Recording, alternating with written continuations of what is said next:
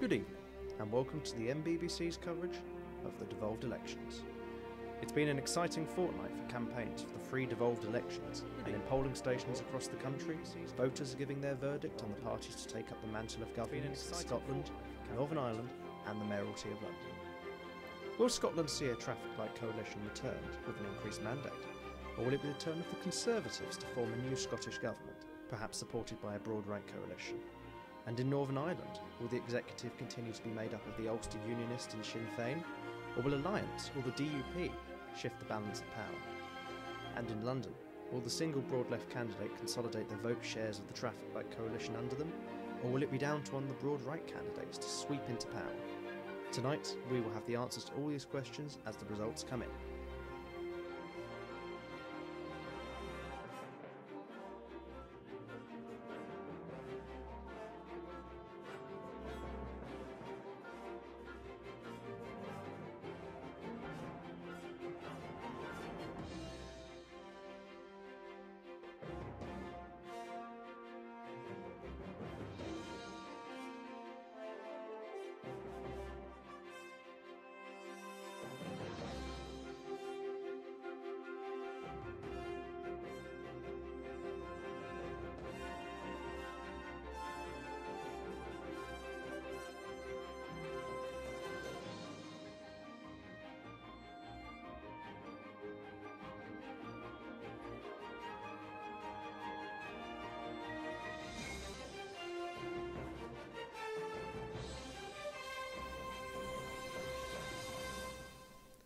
Well, here we go. We can now reveal our projection.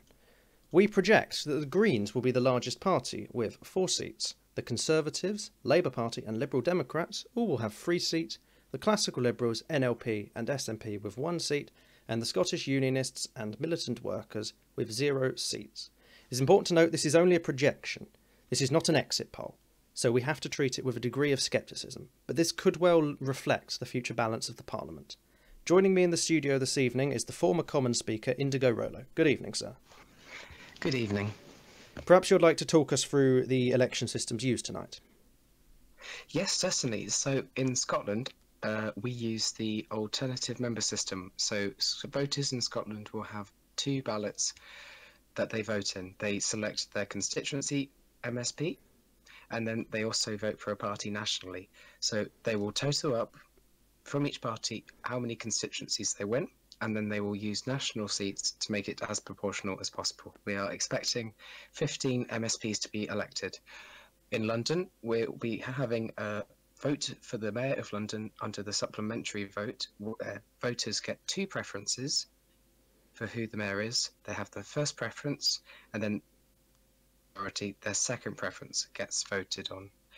And then in Northern Ireland, we have the single transferable vote. So rank their candidate in order of preference, and then vote at the will of the voters as proportionally as possible. But with Northern Ireland, it's important to remember that when MOAs do take up their seat, they are taking their seat up as a group of nationalists, unionists, and other.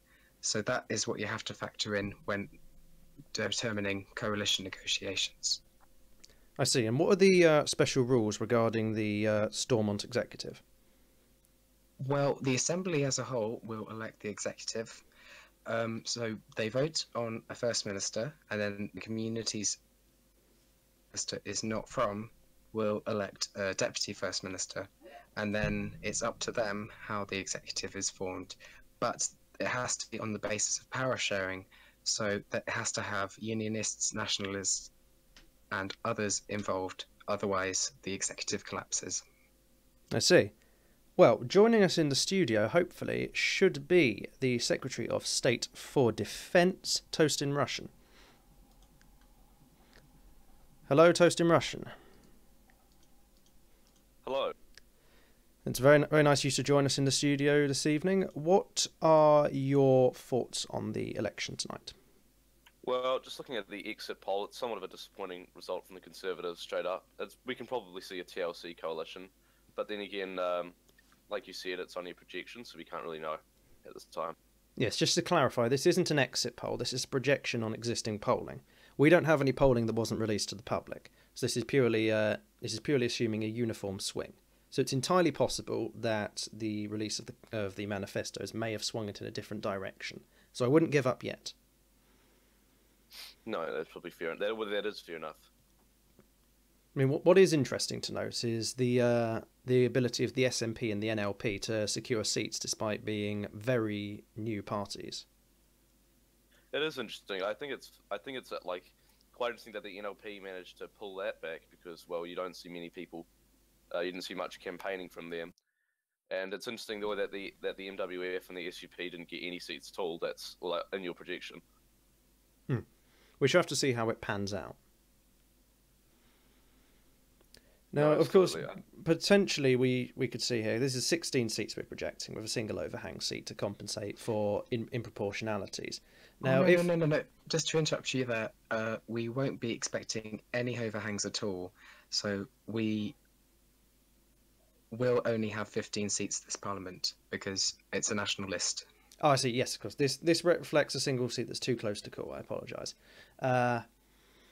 So as it pans out, if we assume for a moment that this exit poll was correct and we had 16 seats, just for assumption purposes, and then we look at the balance of power in the Parliament, you can see the TLC forming an impressive bloc. But the question is whether they can effectively govern. Do you think that will be the case, Toasting Russian? I mean, I would say that's probably the case because the thing about the Conservatives is that the Conservatives don't have any friends in the Parliament. We've got the Clibs, and we've got the NLP, and neither of them have particularly many seats. But I think if they had an opportunity to actually discuss things with the Lib Dems, if there wasn't an agreement made earlier, then yeah, there could probably be a government formed that wasn't TLC, but otherwise I think they could probably effectively govern. Do you think that a Conservative, Lib Dem, Clib, NLP government could work? It'd be pretty interesting, but then we've been seeing cracks in the TLC coalition, the Grand Coalition, recently. So I'd say a lot of things could work, and the Clibs were the Lib Dems working with the Greens has worked for half a term, and before it's devolved, but it's worked for half a term. So there's nothing wrong with the Grand Coalition. I see. And what are your thoughts on the potential strong showing for nationalist sentiments, with the Greens and the SNP looking to have perhaps a third of the parliaments for themselves? I think that the nationalist thing has been we've seen a lot of scandal around that, especially in Westminster recently. But I think it's interesting, but they're not going to they might push for a new referendum, but I don't think that will occur. And then we might see a lot of nationalist sentiment coming out, but I'm not particularly sure it's going to come to any real fruition in the future. Do you think this could be potentially considered a mandate for MG's plans to have a referendum on welfare devolution? Well, that referendum is yes, the planned referendum speak. But I think if they wanted to have the referendum, we could certainly discuss in Westminster. But with the government stronger in Greens and SNP, there's definitely, I would say that's something we'll be seeing in the Westminster Parliament soon. A bill for referendum. I see. Well, that's very interesting indeed. Thank you for your input on that. No, anytime. Now, what do you think of the decline of the Scottish Unionists? It's naturally, as a Conservative minister, it's sad to see, but then again, it's not particularly unexpected, is it? I mean, all the contention around the NUP and the DUP this term, and certain government ministers, you can't expect them to remain, stable, can you? So I think, while sad, that we're losing that part of the party, it was going to happen no matter what. So it's an inevitability. Do you think that could pan out to the next general election in about 3 months? I'd say they'll definitely lose. I would say they'll not lose all, but I'd say they'll definitely lose some seats. That's inevitable. I just don't think you can go around electing unknown people, like unknown user, and the 4 secretaries, the 4 bitsecs. But the NUP have been doing a great job this term in the government. Oh, I see. So you think it won't be a party-wide image that will drop them seats. It will be individual cases, such as unknown user. Oh yeah, exactly. It's just the fact that that they've had that the NUP has more bad eggs than the rest of us, I would say. But the party as a whole is strong, and we're all sad to see Brit Boy leave, especially. So that's somebody we'll miss in the parliament. Okay, I'm afraid we're going to have to leave it there because we have just been informed that our first result of the evening is ready, and that is the declaration for Glasgow in the Holyrood election. And it is Very coming. exciting. It's coming through now. And Glasgow has been a Green hold. The Greens have managed to retain their hold on the seat, with Ice Cream Sandwich showing a majority of 40k, followed by Labour, the Militant Workers, and then with the right-wing parties fairly far behind, Conservatives and the SUP losing their deposits. So this is clearly not the first result the Conservatives would be hoping for, would it be, Toast? No, no, it's not. But I mean, it was an extremely strong left-wing seat. I don't think we're going into this expecting to win it, but it's definitely lower than we would have anticipated. So, But I don't even think I can say I'm happy. even then, if you compare Glasgow to its to last year, sorry, not last year, last election when it was returned, this has been a significant increase in Labour and the Greens' vote share. So could that be potentially a bellwether? I don't think so. You have to commend Ice Cream Sandwich. My commiserations to him that for the excellent campaigning he did. And also I think Leafy Emerald Leafy Emerald did really good campaigning. It's just, it's just the Greens did better, I think, in this one, which is a big shame, to be honest. Well, what are your thoughts on the Militant Workers? Do you think they'll be able to carry the former voters of the Scottish Radicals? My God, I hope not. I'm not a big fan of the Militant Workers. Yes, they are one of the more deplorable groups, and I believe exist. So I hope not. And I think that Sorry, that may be the case though, but the Scottish Radical Party has a history of, had a history of being the largest party of Scotland. That vote surely should go to that somewhere. And would you say the Militant Workers are the best place to pick that up? I'd say Labour probably. Well, we see Labour and the Greens are. I mean, we look at Westminster when we had the total destruction of the radical socialists, and it went straight to Labour and the Greens. It didn't. The MWF only has 4 seats in Westminster, whereas the RSP used to have, I don't know, I think it was like maybe 12 or 13. It's I'd say they'll go to Labour and Greens. We'll see here. Well, could that perhaps trigger the Greens shifting leftwards to accommodate for that vote share? I don't know if the Greens can shift leftwards. They can't keep shifting leftwards, and then because they'll shift too far away from the Liberal Democrats. It's a really tough choice because they have to try to remain at least somewhat centrist or somewhat out of the extreme left, whilst pandering to those in the extreme left. So it's a pretty difficult situation the Greens are in. Can you see any way the Greens can achieve that then? I think they probably have to. They probably have to try work in the TLC and have individual goals. But I mean, the TLC has been doing a lot, as a coalition, grand coalition this term. So if they want to actually see, that kind of grand coalition again next term with success, I reckon people should. I reckon people in the Greens should conference with people in the Liberal Democrats and try and actually make some compromises, as opposed to this sort of gridlock that, ironically, the traffic light coalition is experiencing. Well, perhaps we can bring in someone who might disagree with you here.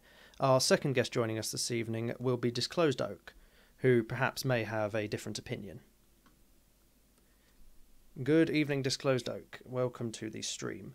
Now, what you may have heard what Toast in Russian just said. Do you have any response? I would say gridlock would be, or even I think the TLC has done pretty well this term. I would say, at the very least, we are growing pains like every other coalition would be experiencing at any point during a term. So I think we're doing okay right now. Well, perhaps you could comment on the issue that I raised slightly earlier about whether the militant workers will be able to recapture the RSP's vote share. That's tough for them, not simply because of what XC has done in Holyrood since the election, but the fact that it's just a very changed political landscape than from what it was 6 months ago. I see. So you think, where do you think that these voters will go? It would probably be split between Labour and the Greens, although looking at the no change in the Greens' share from the end of the Parliament, I would assume that some of that has benefited Labour more than it has the Greens. What about in seats like Mid Scotland and Fife and Highland, where the rest of the TLC is endorsing the Lib Dems? Can you see former communists voting for the Liberal Democrats? It would be interesting to see if we could get a communist to vote for a centrist liberal, but honestly, it would be interesting to see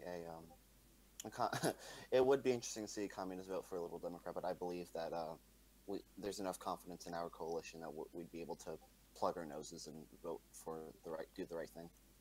But do you mind if I ask a quick question to Slow Stoke? Mm-hmm. Go ahead. How can you like go about talking about this democracy kind of thing? Well, democracy when those people like you said, where you're endorsing the Liberal Democrats, they either have to choose somebody that they don't particularly agree with, such as a centrist liberal, or the communists. What are people in the broad left supposed to do? You know, shouldn't they be allowed to vote for who they want to vote for, as opposed to somebody they're being told to vote for?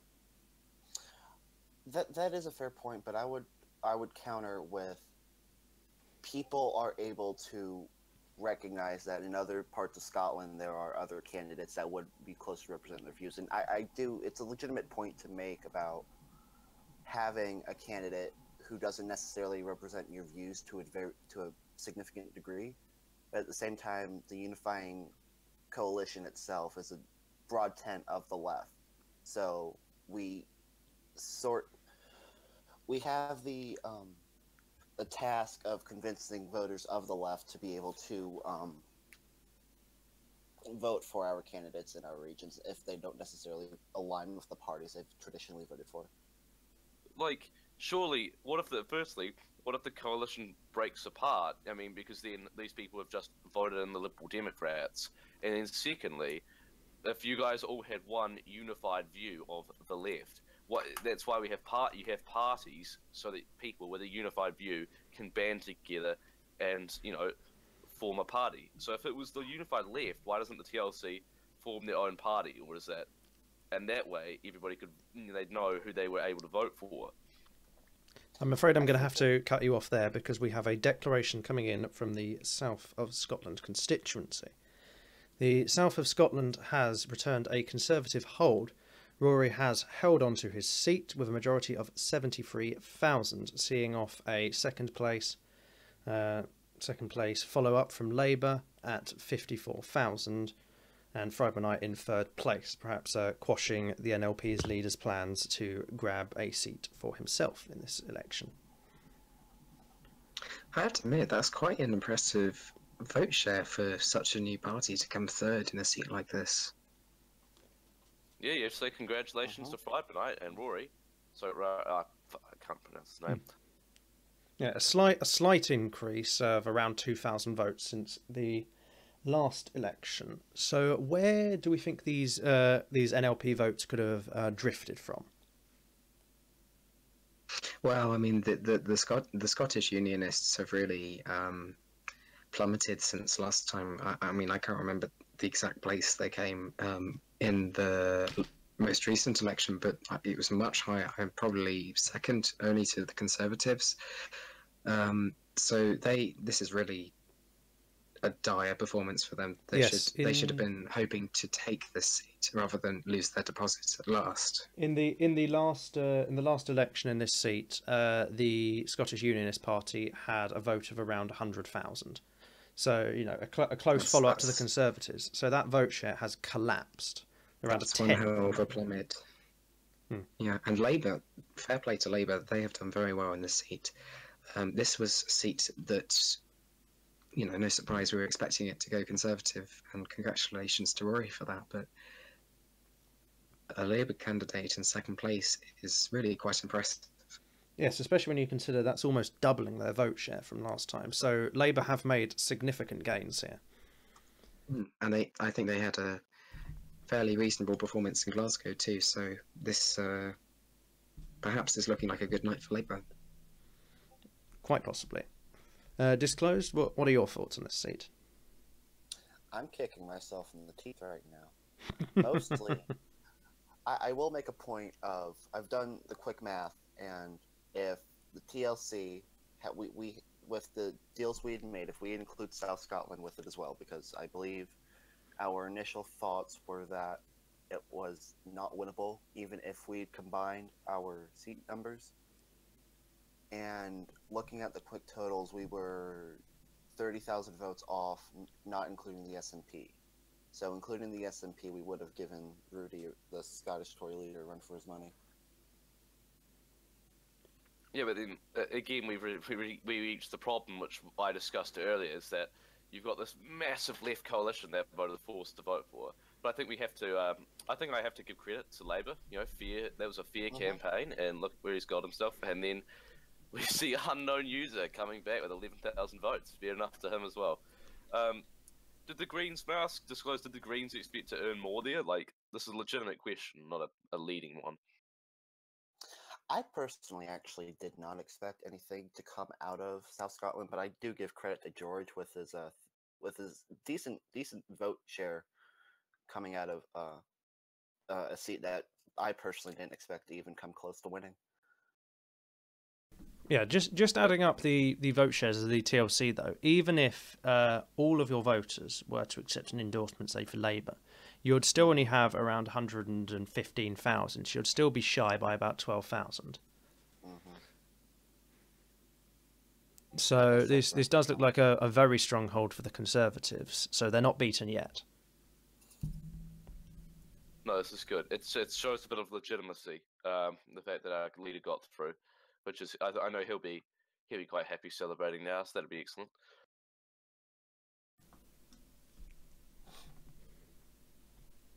So when we saw earlier the NLP and the clubs, do we know if they were in your projection?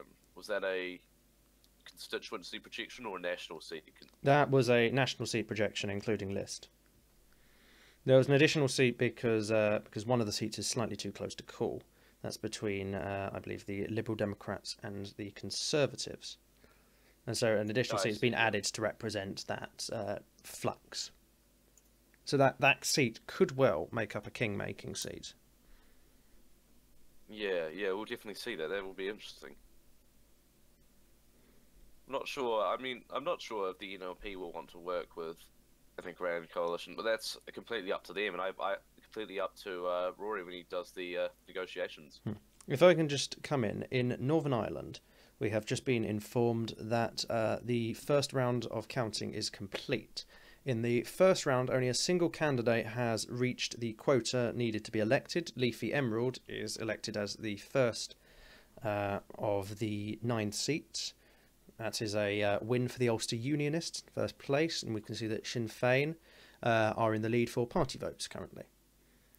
So we shall see how that pans out. I think this is the first time we've had. I think this is the first time we've had strong a performance from the nationalist side instalment. I mean, we've had the Greens backing Sinn Féin. Sinn Féin have just soared. We've got the SDLP, we've got the National Party, and it looks like the Unionists are really slipping up here. Yes, it's we shall have to wait and see, because of course, due to the nature of the transference, it's very possible that that the balance we're seeing now could swing across. That's true, that's true. But we're looking at a very, very polarised assembly at this rate, with two main camps, the Ulster Unionist Party and Sinn Féin, both over 200,000 votes. It could have some serious implications for.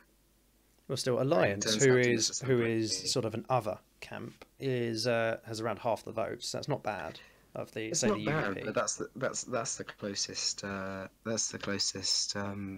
It comes to bridging the gap, and they're only on the seats of their nearest competitor. So, the polarized assembly will be very, very interesting to see how decides to work with LCMW Spud. Yeah, I do hope we can see work between, across the floor between the Unionists and the Nationalists. That'd be really good to see. And I think, because you don't want to have, like, half the Parliament in complete outrage for an entire term. That would be just terrible if something like that occurred. But I think we can say congratulations to Leafy Emerald for making it through on the first round. Well, perhaps it's not surprising that the Parliament is quite polarised when you consider that the circumstances surrounding Stormont. Oh, I'm not saying, yeah, no doubt. I'm not saying it's surprising. I'm just saying I hope they work together. I'm quite surprised, actually. It's interesting given the situation with the Ulster Unionist Party, considering they had D was First Minister, and then suddenly we had this power vacuum. And yes, the Ulster Unionist Party have sort of recovered a little bit since, but they still seem quite high given the recent turbulence they've had. Yes, indeed. Now, I'm going to have to pause us there for a moment as we have our next declaration coming in, back from Scotland. Central Scotland is ready to declare their results. And in Central Scotland, we see a Green hold. MG will be very pleased to see that he's managed to hold on to his seat with a majority of 66,000. With Labour in a follow-up at 106k, and then the broad right candidates in quite a far way behind. That's incredible. I mean, this used to be a Green SUP marginal, and I mean, even the SUP, they had the full backing of the Conservative Party behind them, and they've still only managed to get 44,000 votes. I mean, that's an incredible decline. This vote share is quite an incredible increase when you consider that in the last Stormont election, MG returned with 90k, basically. 90k votes even, and if you just look at the increase we see here, around almost doubling his vote share, that's quite impressive. That's certainly impressive. But I mean, the right wing, what? That's I'm counting 50,000 votes. Sorry, 60,000 votes. They haven't done quite that badly. I know, 60,000 plus 9. Okay, that's 70,000 votes they come to. Whatever they've got, it's not anywhere near MG. Very close. I mean, you only have to look at that graph, and they've just plummeted. It's almost as if voters just decided to stay home. Yes, it's not which is quite. I can tell you that. It is very possible. With Scotland, it was probably raining. Or does it ever not rain in Scotland? I assume some days it might. I believe the BBC covered on the news the last time Scotland saw any sun. It was 1972. This is a slight bias from a Twisted Nuke who likes to go as far north as I think it's Berwick, and he doesn't like to go any further north. How dare you? Anyway, I think we should say a big thank you for Disclosed Oak for coming onto the program. we will Thank no you.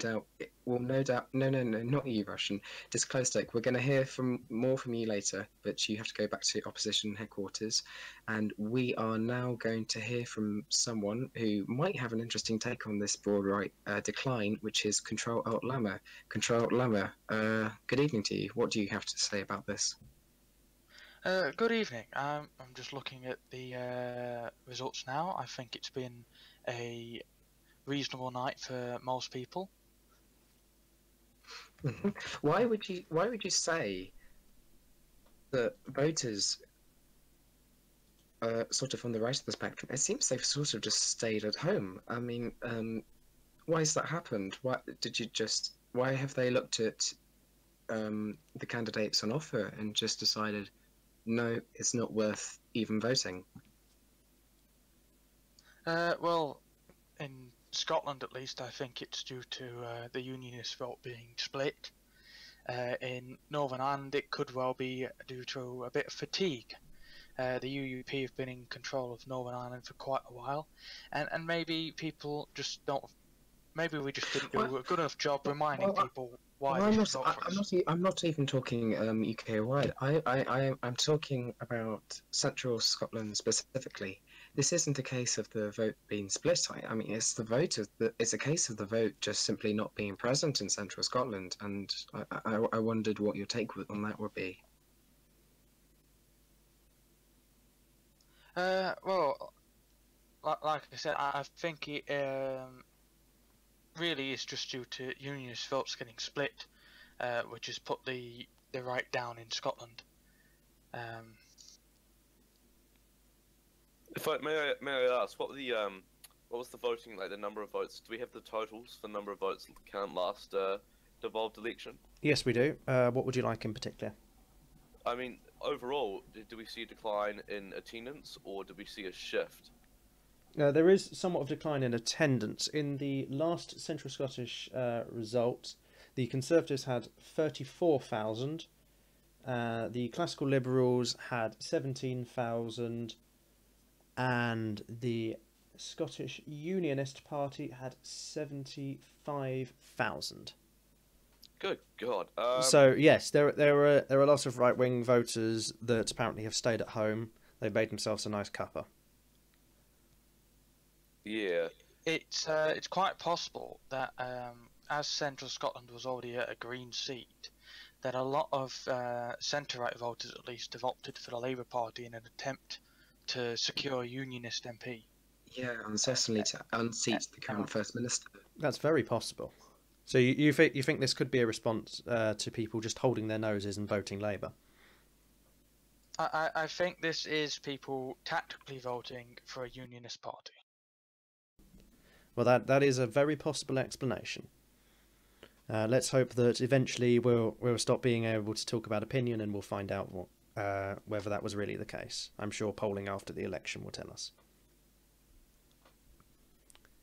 So, Lama, what are your takes on the showing so far? With Greens managing to secure 2 seats and the Conservatives managed to secure 1. Do you think this could pan out in a sort of continuing fashion of the Greens managing to secure more seats? I think that the Greens probably benefiting from the constituencies they generally do well in being called out so far. That's usually because they do well in urbanised areas where voting takes less time. I don't see the Greens doing amazingly well. I would expect them to suffer a slight downturn compared to last election. Interesting to talk about the vote coming in from urbanised areas. We're expecting fairly shortly the first sort of hint at what the result is going to be in London. You've been quite closely involved with the campaign in London. What's your take on the ground there? I think London, despite being a city that generally leans towards the centre-left, I think the Conservative campaign there has done an excellent job. I went down there to give a speech in Dagenham near the Vauxhall plant there. I think there is quite a good possibility of a successful Tory mayor emerging from this. I wouldn't get overexcited about out of the chances. Okay, still predicting a Premier Hirohito win then, but coming up close to him. Yeah, there's certainly the possibility of a Conservative mayor winning the election, I think, but it's never been, no one would have bet on a Conservative mayor winning this race. It's quite normal to expect other candidates to win in London. It's very urbanised, it's very centre-left, and the areas of London the Conservatives usually do well in the MP seats don't always turn out very well for local elections. Well, it's well, oh, can I just butt in? It's well, I think we both had the same idea because we're about to come to the first round results of the London mayoral race. We are indeed. We can indeed declare these now. We're seeing Labour on a lead with 1.8 million, Real Nye Bevan behind at 1.4 million, Fallen Hero at 385, I apologise, thousand, and Mr. C Word at 245. Okay. This is Labour being short of the amount of votes needed by 125k. As I pointed out, a close round by the looks of it. I'm just loading the results now myself. But with Labour in a slight lead. Now, I would expect that but due to Real Nye Bevan's great campaigning skill and the fact he is generally an excellent candidate for mayor and really knows a lot about London, that he could receive quite a few transfer votes from other voters there. Particularly from the National Liberal Party, I would suspect, as there are. Is that the case though? Because the National Liberal Party were founded in a sort of a spat between one faction of the Conservative Party and the other. I mean, I can foresee a situation where classical liberals are quite happy to vote for Real Nye Bevan, but the National Liberals almost vote Labour just to spite the Conservatives. Well, the National Liberal Party, well, it's not actually a classified party at the moment. It's just a grouping. But I as much as they have split over the tiniest ideological differences, I don't see them going and voting for Labour at any point. They're most likely to call Labour a bunch of socialists and then leave all the boxes on the rest of the form empty if they're not going to transfer to the Conservatives. Well, that's an interesting idea. We could hopefully take a look at which votes don't transfer in the second round. Sorry, Nick, didn't mean to interrupt you. That's quite all right. I was going to make a similar point, which is that it's all down to whether the classical liberal and NLP voters will be willing to transfer over to the Conservative candidate. That's what will swing it. It is entirely possible with the combined vote share that it would be a comfortable win for the Conservatives. But certainly, the important point is to consider whether that will happen, and we'll just have to wait until the second round to see that. Just want to take Toast in Russian. You have an opinion on this? Yeah, exactly. Yes, I think this is what I was discussing earlier in Scotland, except it's the other way around. This is Labour not having any friends. So where the Conservatives are behind initially, they have the broad right coming in with the I expect, hopefully, with the transferable vote. But Labour, this is the Labour's total. They won't see very many more because hardly any classical liberal is going to vote for higher tax, and especially more so the NLP. So I think this is a case of Labour not having any friends in the mayoral race. Interesting. That's a very interesting thought. Well, speaking of, I'm going to say thank you, Toast in Russian, for that very good insight. And now we're gonna speak to the Labour candidate for the Mayor of London. We now have in the studio Premier Hirohito himself. Would you welcome Premier Hirohito? What do you think of this first round result?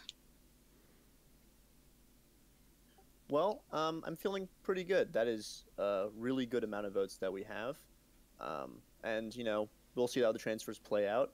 I am confident that we'll have enough votes to push us over, but no matter what, that amount of votes for a candidacy based on progress and inclusivity is something that I'm really looking forward to transferring in future elections, even if it doesn't turn out to be great in this one.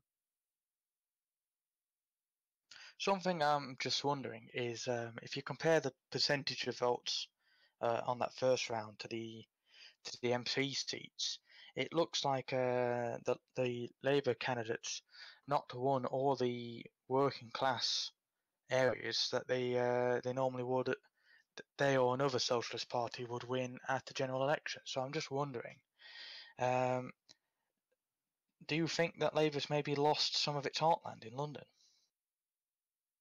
I think that the MP races for Westminster and a London mayoral race are fundamentally different, and there's not a one-to-one trade-off, right? Like the issues that happen on a national level are distinct from, city local issues. I think the politics is different, but we got 46.8% of the vote on the first round. I think this still counts as a win, and I think Labour and our allies in the TLC have done a great job at rallying the votes in the first round, and we'll see how it goes afterwards. But I wouldn't say that we've come out of touch or anything like that. I think this is a new election with new data and new policy issues, but we still have quite a bit of the working class backing us, and we're still doing great work in those seats that we traditionally do win for Westminster as well. But do you think you will be able to secure transfer votes? Because due to the merger of the TLC, you could argue that you've effectively had all the transfer votes you're going to get, because the logical place for transferals from the classical Liberals or from the NLP would be to the Conservatives, not to Labour. Well, listen, if the classical Liberal voters and the NLP voters were so, big on voting for the Tories, they would have voted for the Tories in the first round. I think what their second preferences are is totally up for grabs afterwards. Now, obviously, they're going to side with the Conservatives on certain issues, but given that they're both, relatively libertarian parties, I wouldn't suggest that they're automatically members of the right when the right does things that they also aren't big fans of, especially given how the New Liberty Party was formed in the wake of splits with the Conservatives. I think many voters are, have a bad taste in their mouth in terms of the Tories and are willing to give us a shot for these city issues because I think there are some divisive points and they're not the same party. Well, just broadly, what would you say this says about the performance of the traffic light coalition? Because I know this is a local issue to do with London, but shift in how the vote has gone since the general election, which wasn't that long ago.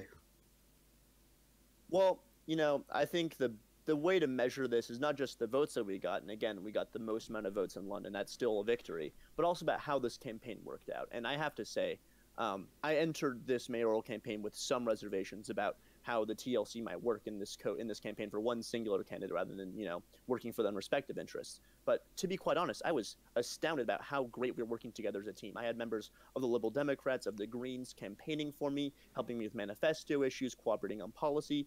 And that shows that we're really a government in waiting. We're a cohesive opposition, a team that is ready to take government and be a good government for the people. And I'm really looking forward to working on with these other parties in future campaigns to take back Westminster or to hold the London mayoral election later on if that is the case that we do win. Honestly, any argument or belief or rumors that there are fractures in this coalition are truly unfounded from the perspective of someone who is running with their backing. See, that's certainly interesting, and London could prove a real defining ground for the coalition, depending on what the vote margin is, to see how prepared they are for the Westminster election. It will certainly be interesting. Lama, I know perhaps not the biggest fan of the traffic light coalition. I wondered if you had a perhaps more contradictory point to Premier Hirohito. The way I see it, the path to victory now for Labour is basically working class people who have been put off by the TLC coalition, potentially some of the further left parties, or rumours of instability with the recent Green leadership changes, and have voted Conservative on the first round. So I don't think this is an encouraging sign for the TLC coalition, because they're now having to rely on people who might have voted Conservative in the first round a bit begrudgingly to win at this point. That's an interesting perspective. Right, I'm going to say thank you very much, Dilemma, to joining us. And I'm sure we'll hear more from you later on tonight. Yep, thank you, and good evening. We're now going to bring into the studio Jake Xbox. Jake Xbox, welcome to the mBBC headquarters. What is your take on the London result?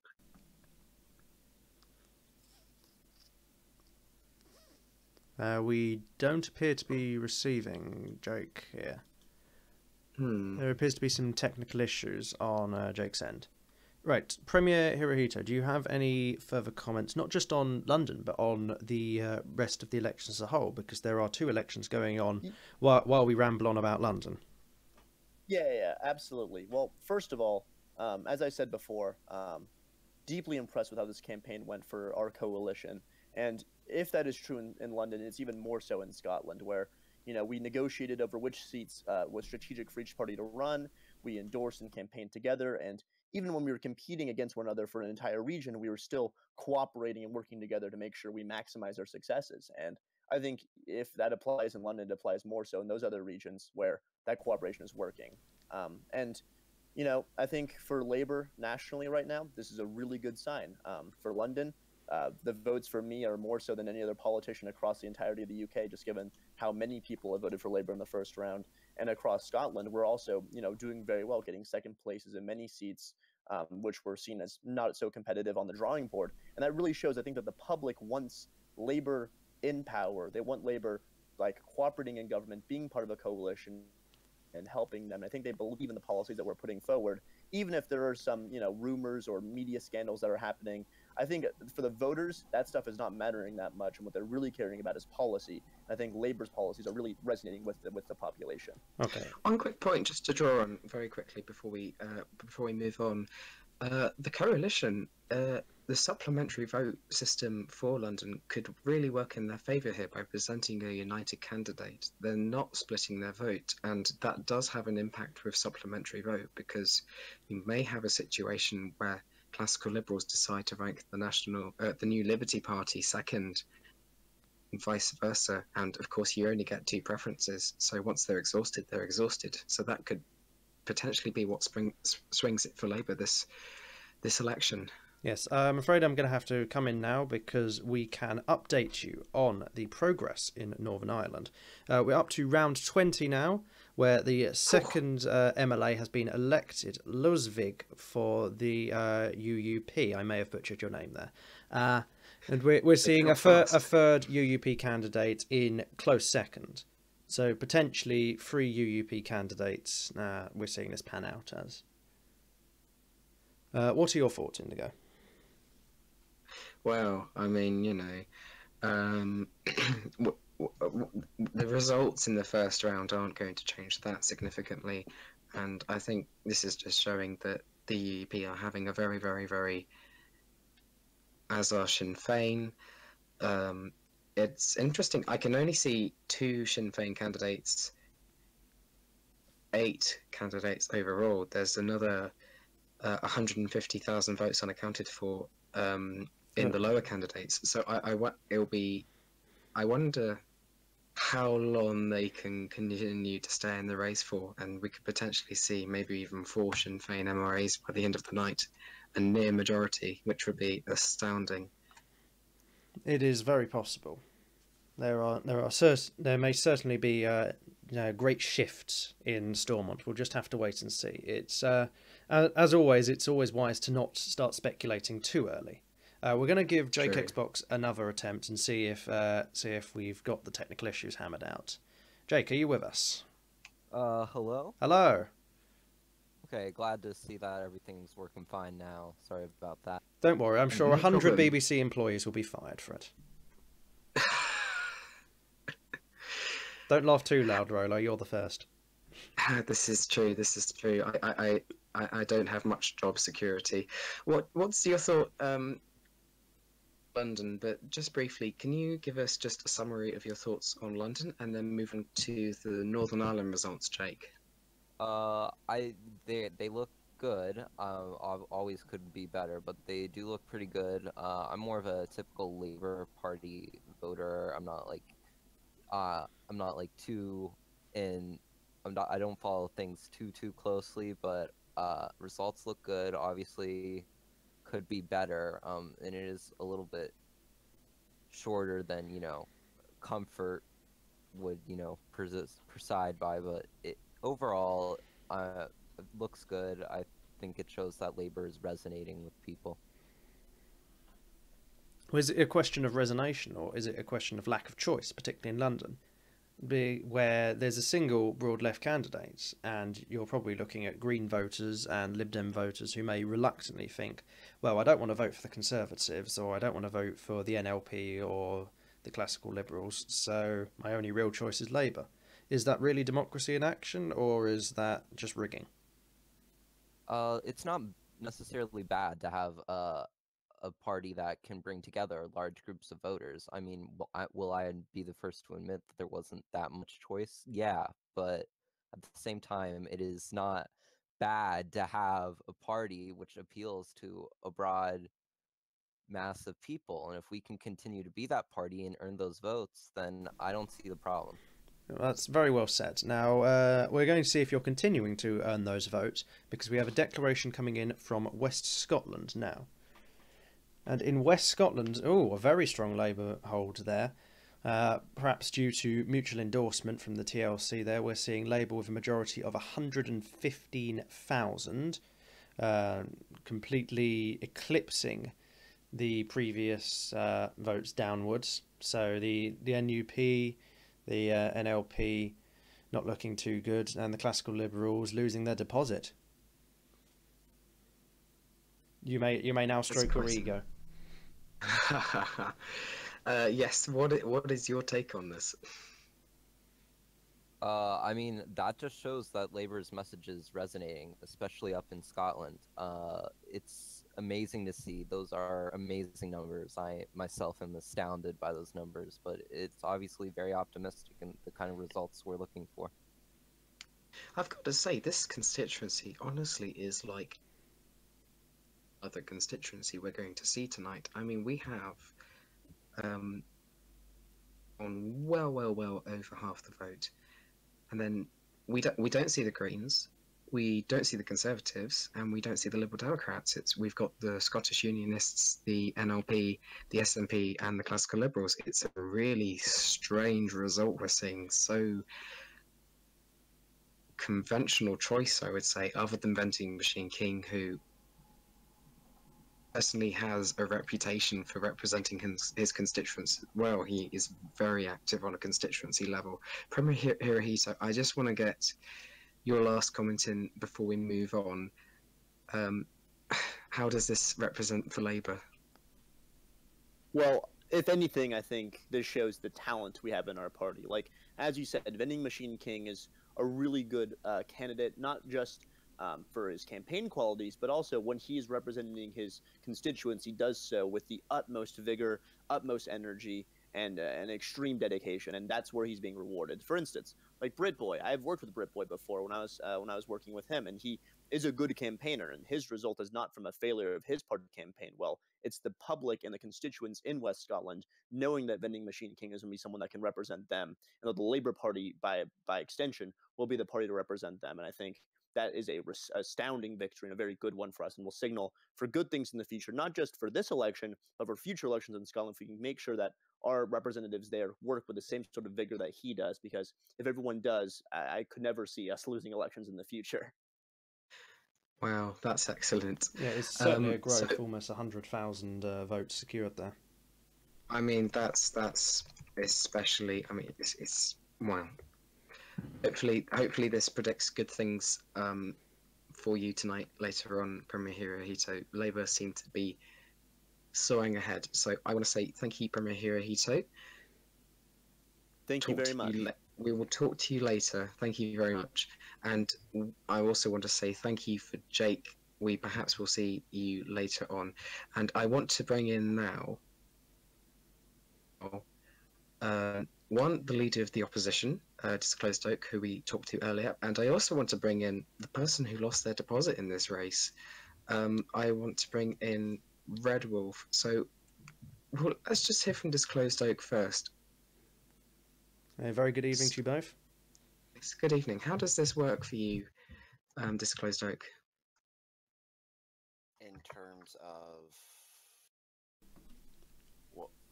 In what terms? Just in terms of what this foretells for the coalition's stance in Holyrood. I mean, we're seeing quite a strong Labour performance, almost a situation where Labour could potentially rival the Green Party in Holyrood, and in general, a very, very, very strong performance from the centre left.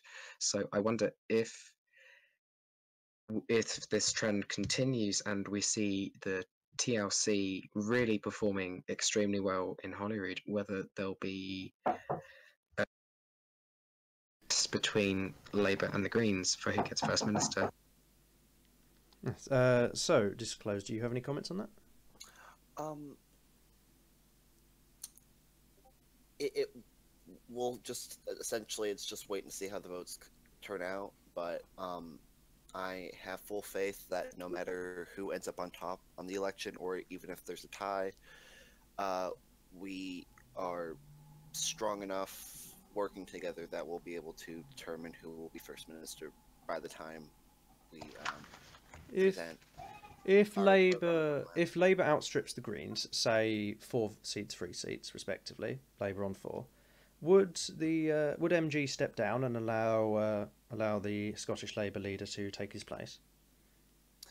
That's not for me to decide. That's MG, and that's what a Scottish Labour decides to do. But I know for a fact that there wouldn't be so much animosity as it would cause any coalition to collapse. Okay, well, we'll have to leave that particular speculation there. We'll bring in Red Wolf just after a moment, because we can in fact announce that there has been a recount in Mid-Scotland and Fife, and that recount is now complete. We were told that the voting was far too close to call originally, and a recount was demanded, and we have had one. So, here comes the declaration from Mid-Scotland and Fife. A majority of 7 for the Liberal Democrats. 7 votes. There is a 7-vote majority in Mid-Scotland and Fife for the Liberal Democrats. That is not a mistake. 7 votes. Here we see a very rough night for the Classical Liberals as well, who have seen a fair decline in their vote share when this was previously a Classical Liberal, Conservative marginal. However, this, as you can see why they wanted a recount. 7 votes. That's got to be the closest majority in terms of vote that we've ever seen. I mean, I'm amazed by this. 7 votes. Yeah, I have a feeling the Classical Liberals may be kicking themselves in the teeth right now when they realise they could have swung this with an endorsement. I'm not sure the Classical Liberals are the ones who are annoyed here. I think the Conservatives with 7 votes. Yes. I mean, you know, that's knocking on doors of one more street. Oh my word. I mean, you know, with votes this close is potentially what makes or breaks a government, and you know, this is wow. Yes, and just a correction from earlier, the Classical Liberals have in fact increased their vote share. That was an error, but still, no. Perhaps that increase in vote share could possibly be why the Conservatives were unable to secure this seat. Still, this is Comped will be very disappointed. This is quite a close turnover. That's quite impressive. I personally am still astounded. Well, we appear to have lost. Yes, there appears to be some technical issues with Red Wolf. Certainly, yeah. But perhaps someone's come around to collect his deposit. Well, let's see if we can get in Red Wolf now. Red Wolf, can you hear us? Red Well, Wolf, we're okay, not well- receiving you here in the studio. Well, this is rather troublesome. Oh well, looks like we won't be joined with Red Wolf. We won't be joined by Red Wolf right now. Hmm. Well, anyway, 7 votes. This is the part where we're supposed to bring hence well thought out analysis to everyone, and all I can look at is that 7-vote difference. My goodness, that is the shock of the night. 7 votes. That is incredible. You can see why they wanted a recount. Definitely. I'm surprised they didn't demand for a revote. Oh, I'm. Move on. What is? Oh, I appear to be having difficulties. Oh dear. Well, we're losing people thick and fast here. This isn't good. It's just you and me disclosed. I promise I don't bite. Oh, how sweet. So, returning to our previous point about the former RSP voters, well, Scottish Radical Party voters, we're seeing quite low turnout for the MWF here. They've lost their deposit. Do you see that as a sign that those voters are moving towards the Traffic Light Coalition? Yeah, I would say so, and if not specifically the TLC, I would argue that it would be the Greens themselves that have collected it. We have had a significant intake in the number of former RSP voters and members of Parliament, so I would say it's only natural that we've gotten to that point. One person who I will just try and bring into the studio now, who may have an opinion on this, is MTFD, who is a Liberal Democrat. Hello, MTFD. Can you hear us? No, he's on deafened. This isn't a good time right now for getting guests in, is it? Goodness. No, you'd think certainly people would. Let's try. Who is always the source of infinite wisdom, and he's just left.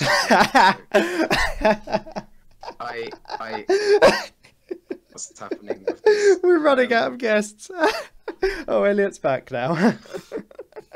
Elliot, can you try? And Oh he's lost gosh. again. Oh, he's gone again. Oh dear. I knew guests were in short demand, but this is ridiculous. We don't bite, I promise. Come back, MTF. Yeah, you're just stuck with me for a little bit longer. Oh, how will we manage? Probably excessive drinking. Oh dear. No, that's no good for you. Well, The mBBC does not endorse excessive drinking. It's very bad for you. The monolith does, apparently. Oh dear. We don't talk about the monolith here. What we do talk about, though, is the seats in Northern Ireland, where the new Unionists have been eliminated. Round 22, Few Buffalo, the candidate for the new Unionist, has been eliminated. There will not be a new Unionist MLA in the next Stormont Assembly. We're still on 2 seats to have declared. The rounds are slowing down a little bit now, but they're still chugging on slowly. Okay, well, I'm going to bring in one of the MOA hopefuls for this evening, which is Esteban. Esteban, can you hear us okay? And what do you make of this? No, he's deafened as well. Well, come in, number Esteban. Come in, number Esteban. Your time is up. You should be able to bring in Elliot and Red Wolf now. Oh goodness. let's try this. Elliot, can you hear us?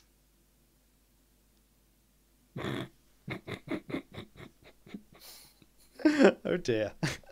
Are we? Is there some? Are we actually connecting to anyone outside of Broadcasting House? I wonder if we're getting boycotted here. Oh my word! Oh dear.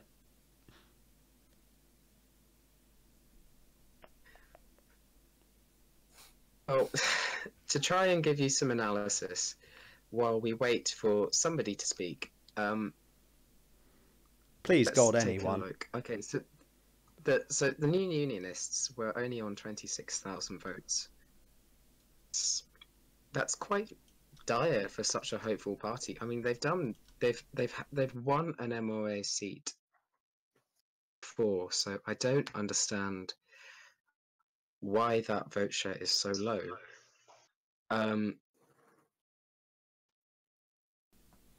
He benefited the Ulster Unionist Party, which is perhaps why they're so high. But it's a vote shift which I can't see an explanation for. We're seeing this shift almost leftwards of sort of New Unionists and the DUP to the Ulster Unionist Party, and then Green voters to Sinn Féin. So we're seeing a more left-wing and nationalist assembly than we have in the past.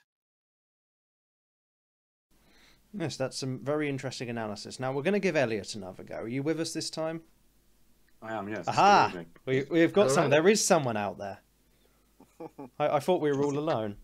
Yeah, It was very scary. So, what are your thoughts, Elliot, on the performance of the New Unionists? Yeah, I'm surprised. Obviously, they're quite a new party. I guess they might have garnered some of UKIP's for Northern Ireland's branches support there, but I didn't expect them to do well. But I think they've taken votes away from the DUP and UUP, which has made the rise in Sinn Féin a lot bigger than what it may actually be. Well, it's single transferable vote, so hopefully that won't penalise the Unionist family too much. How do you think, there's only 9 seats in this assembly, how do you think this is going to total it up? Well, I think we could see a pretty close split. I think the nationalist side is going to be enlarged upon previous results, but I think Labour itself and its Northern Ireland branch, the SDLP, which represents the other community, has been really successful in our first time running, and I think that'll be a strong voice for Northern Ireland in Stormont. It's very interesting you talk about the SDLP representing neither unionism nor nationalism. In the past,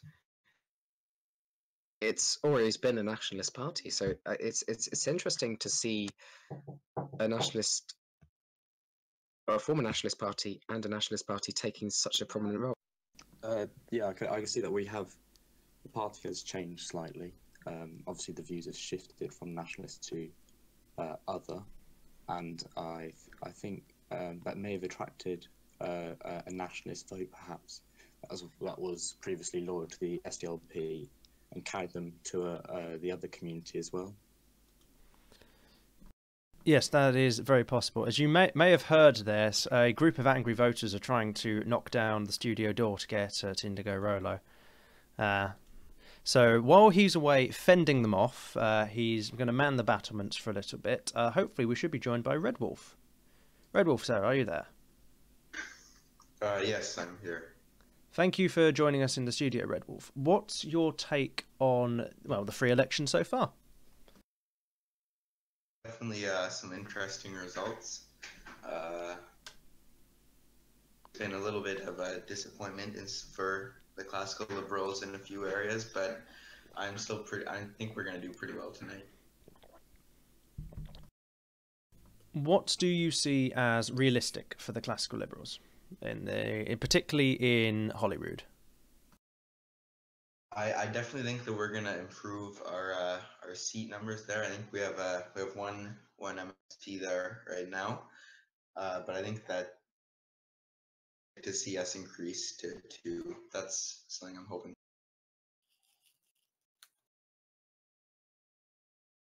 I see. I believe Rolo's back with us now. Hello. Yes, sorry about that. Have you fended off the angry voters? I have fended off the angry voters. It turns out they were trying to give me a Twix to keep my energy levels up for this broadcast. In true Dimbleby style, I was caught unaware by a Twix. Yeah, that was very kind of them. I mean, I was a little worried they might be from Mid Scotland and Fife, and they were demanding we had another recount. That's very possible. Anyway, I want to say thank you to Disclosed Oak, because he has been brilliant with this election results stream, and I'm sure we'll see more of him later on tonight. And I just want to bring in Real Nai Bevan, because we are expecting the second round of the mayoral race to be coming shortly. So I wonder, Bevan, can you hear us okay? Can we hear you? Yeah, I can hear you. Can you hear me? Excellent. Yes, we can. I can hear you. Great. How are you tonight? I'm alright. It's been interesting to see these results. What are you hopeful for a potential win? I'm hopeful. Yeah. The first round, while we were a bit behind Labour, I'm sure that we can make up that difference with those. I did the math earlier. It was 600,000 votes. So I'm sure that we can definitely claim some of those. Well, the question will be whether they all transfer, but I'm afraid I'm going to have to cut in there, as we have a declaration coming in, not from London yet, although that's almost done, but from Lothian.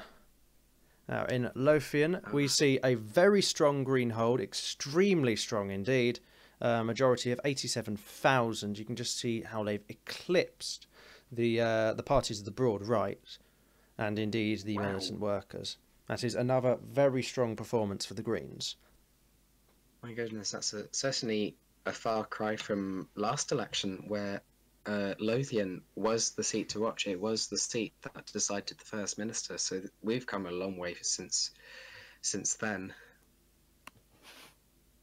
Yes, indeed. Lothian was extremely marginal in the last election, with a vote share of around 8,000 in favour of the Greens. Sufficing to say, that's gone up a bit. Perhaps this is a demonstration of the effectiveness of the traffic light coalition.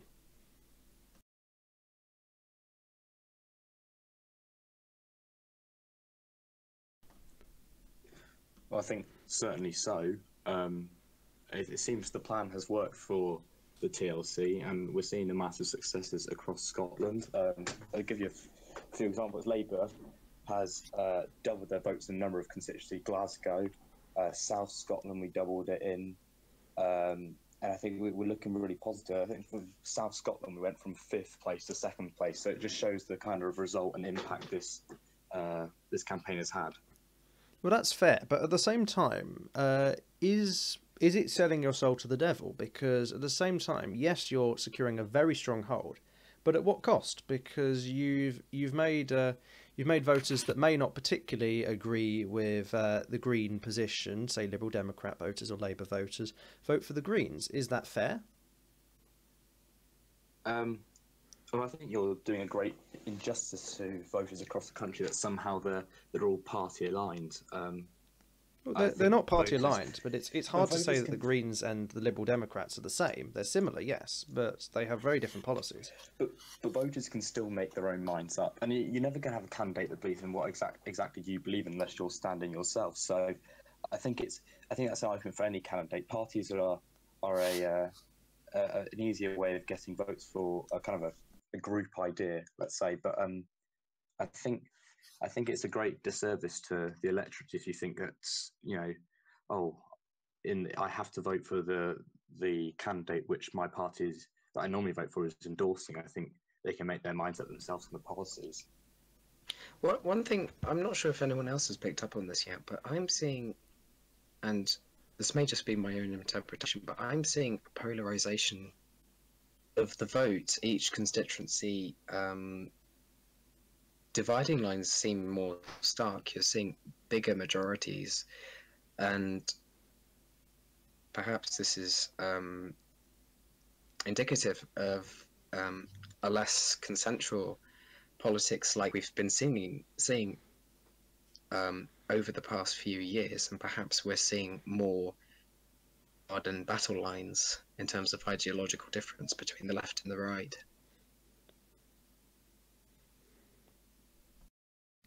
Well, we can at least see that, at least in terms of electoral terms, it is working so far, because at the very least the Greens have stood still despite being in government, which is quite an achievement.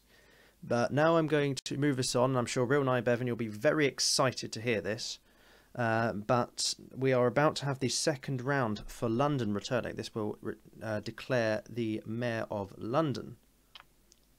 Drum roll, please. Yeah. Drum roll. Oh dear, we appear to have some technical errors with the graph there. It's intended to say Conservative win there. I'm not quite sure why it says Labour lead, but that is a win for the Conservatives, a narrow Conservative majority of 26,000. We're seeing a very strong showing of movement of transferable votes towards the Conservative, approximately 440,000 transfer votes there, and to Labour a lesser 30k.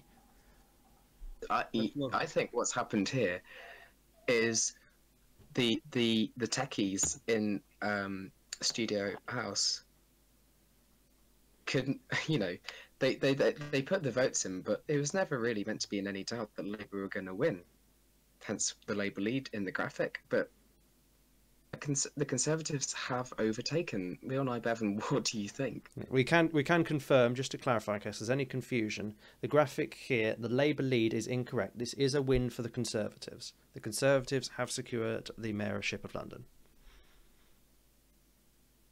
Do continue, Real Nye Bevan. I'm sorry to interrupt. So, naturally, I'm quite excited that we've won this. I knew that this was going to be a close race. I mean, I'm sure that we all knew. But, I just have to give, my personal thanks to Leafy Emerald and to Matt for being so great in terms of helping to manage this this campaign. They've been a great help, and also to all of the Conservatives who have helped me out in this campaign. I know that our platform really, I at least was aiming to help, just average people trying to make their lives better in terms of this campaign and this platform. So it's very excited to see that Labour and the Traffic Light Coalition has been repudiated in this sense. Yes, but do you feel that this wafer thin majority, so less than the non-transferable votes, is a solid mandate? Well, I mean, any mandate is a mandate, and clearly, as we can see here, more than 2/3 of these votes of the Classical Liberal and the New Liberty Party's votes have transferred to the Conservatives. So, I mean, this clearly shows that members of many different parties, Conservative, NUP, the New Liberty Party, and the Classical Liberals have supported my run, and I hope that they'll support my being in office. This is certainly, although Mid Scotland and Fife would have been out of tonight, I think this is probably the most unexpected result of tonight. It's certainly turned a few heads in the pubs of London. Elliot, do you have any thoughts? Obviously, I want to say a massive congratulations to Premier Hirohito for running an excellent campaign. He led the first preferences, and although we were narrowly defeated today, I think we could take a lot of positives from it. And in the London Assembly, with almost a TLC majority, if you include the communist support we have over, he's not going to support the Tories, I think we'll make sure that the mayor's plans are properly scrutinised and with the interests of Londoners in mind, and especially in a post-Brexit London, in a country that does rely on the single market, is only a shame that the mayor won't be supporting a Remain vote in the single market referendum, which so many jobs in London depend on that, and its prosperity depends on that, and it's disappointing to see that, but I know we'll win it next time. Thank you very much for having me. Thank you, Elliot. Thank you for That's coming. Some very, very, very good insight there. And is cities which has a huge industry. services sector, which is looking like it's going to be a sticking point in upcoming EU negotiations. So this is certainly a big dampener on any hope to keep access to services in future. I just want to bring, this will be perhaps an interesting conversation. We have both candidates for the mayoral race. We have Premier Hirohito in the studio now with us, and of course Real Evan is still here. Premier Hirohito, your thoughts? Commiserations, of course, but your thoughts on this race? Well, it was a close one, and I think this is reflective of a trend across our political spectrum, where the left and the right are consolidated and neck in the race. Obviously, congratulations to the winner for a very hard fought and a respectable campaign. I mean, I really can't emphasize that enough, that for a campaign that can often devolve, given that it's one candidate, to personal attacks, we got a very clean campaign. I'm appreciative of that. He will obviously have to deal with the London Assembly, which is largely TLC, and from there we'll see a good balance, a democracy in action, with an elected mayor from one side and an assembly from another side, cooperating to make what's best for the city. We had a great mandate in the first round, which shows that there are voters he'll have to keep into account in the future. And I think in the long run, I wish him the best, because London is a wonderful city. It is our capital. It is a World Heritage Site, if you will. It is a world city. And I hope that he remembers that, because the inclusivity of London is paramount to the success of that city. And I hope that that is in the calculus of the new mayor as he enters this term. And I wish him the best of luck. And for my personal level, I'm very happy to be back into politics again.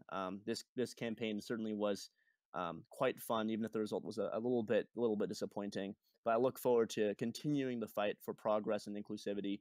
And for the TLC, I think this is still a feather to put in our cap moving forward as we get into new elections and we continue the fight to hold the government to account.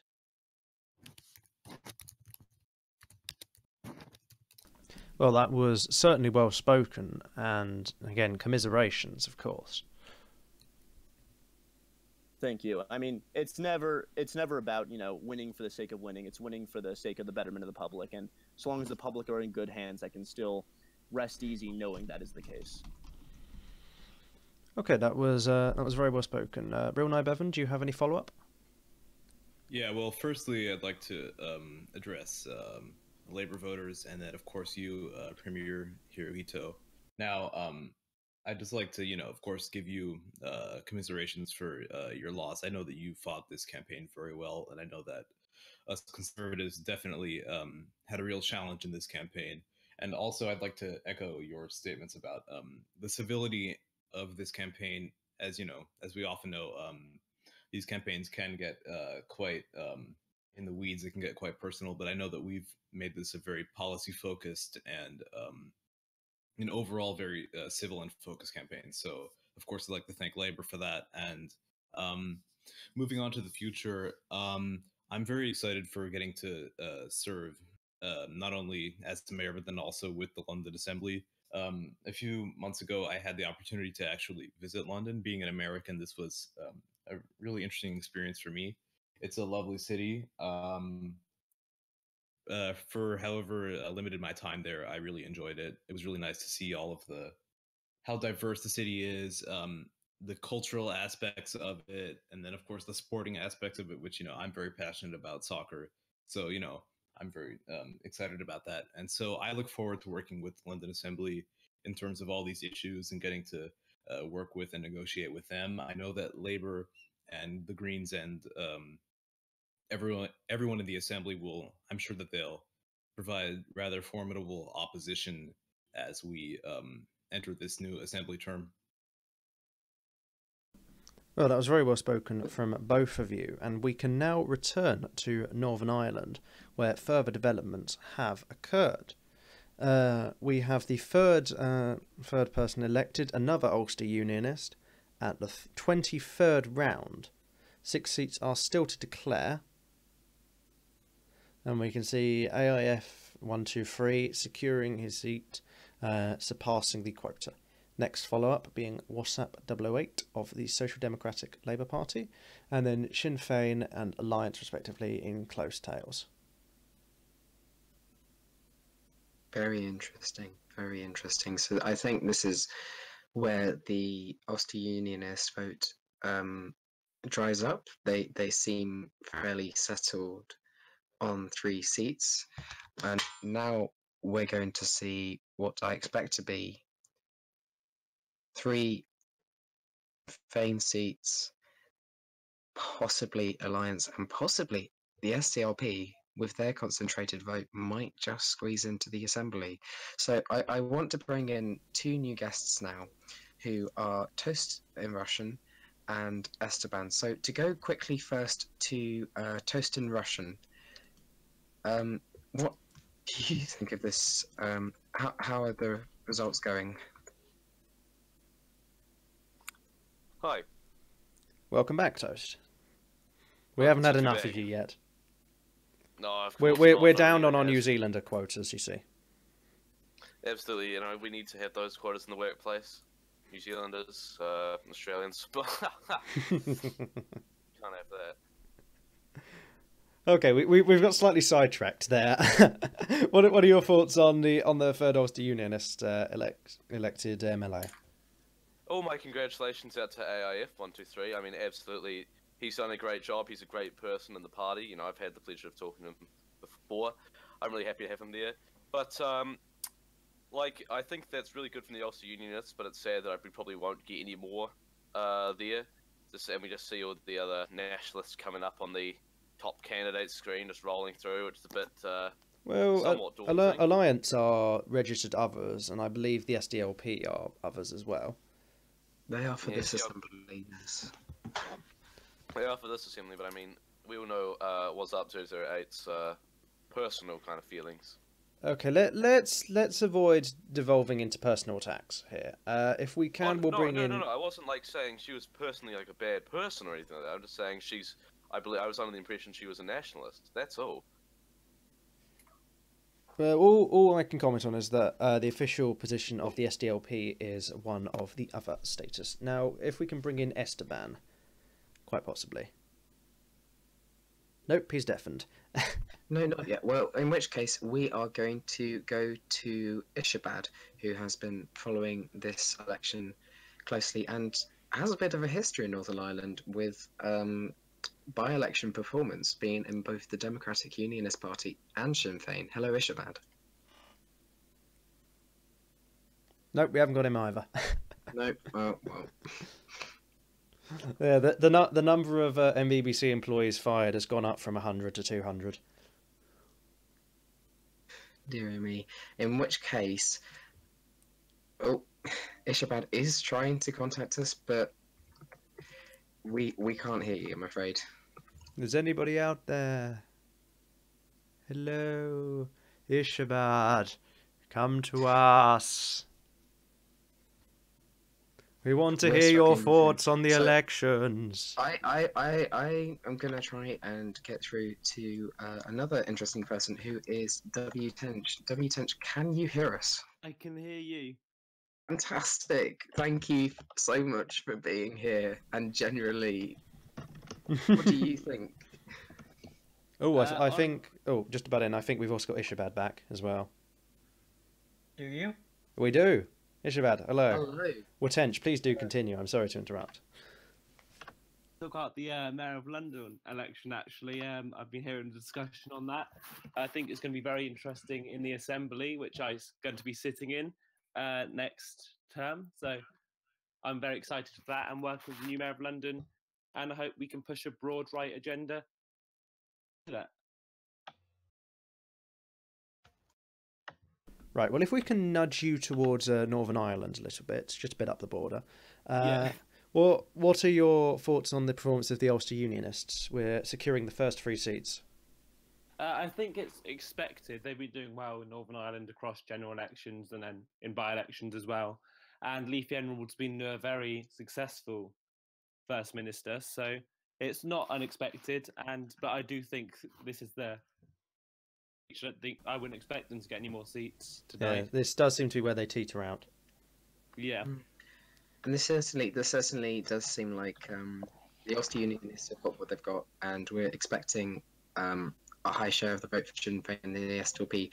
In between those two extremes, I just want to bring in Esteban now, who hopefully should be able to hear us. Esteban, what do you think of this result? How is Alliance doing tonight? Yeah, I'm happy with the Alliance result so far. I think it's going well. We're well poised to take 2 seats. Very, very interesting. What do you think? What are you expecting the overall makeup of the assembly to be? Yeah, I think it'll be an interesting one. Obviously, Sinn Féin and the UUP are very opposite, and Alliance and possibly the SDLP will essentially be the balance of power. So, yeah, it's polarized, but I think that we can make it work. What does that? What does that? In terms of Brexit negotiations, because we have the single market referendum coming soon, and of course the debate is still ongoing as to what kind of border there should be between Northern Ireland and the Republic of Ireland. Yeah, well, obviously it's a core principle of the alliance that we want a soft border. We want to stay within the customs union.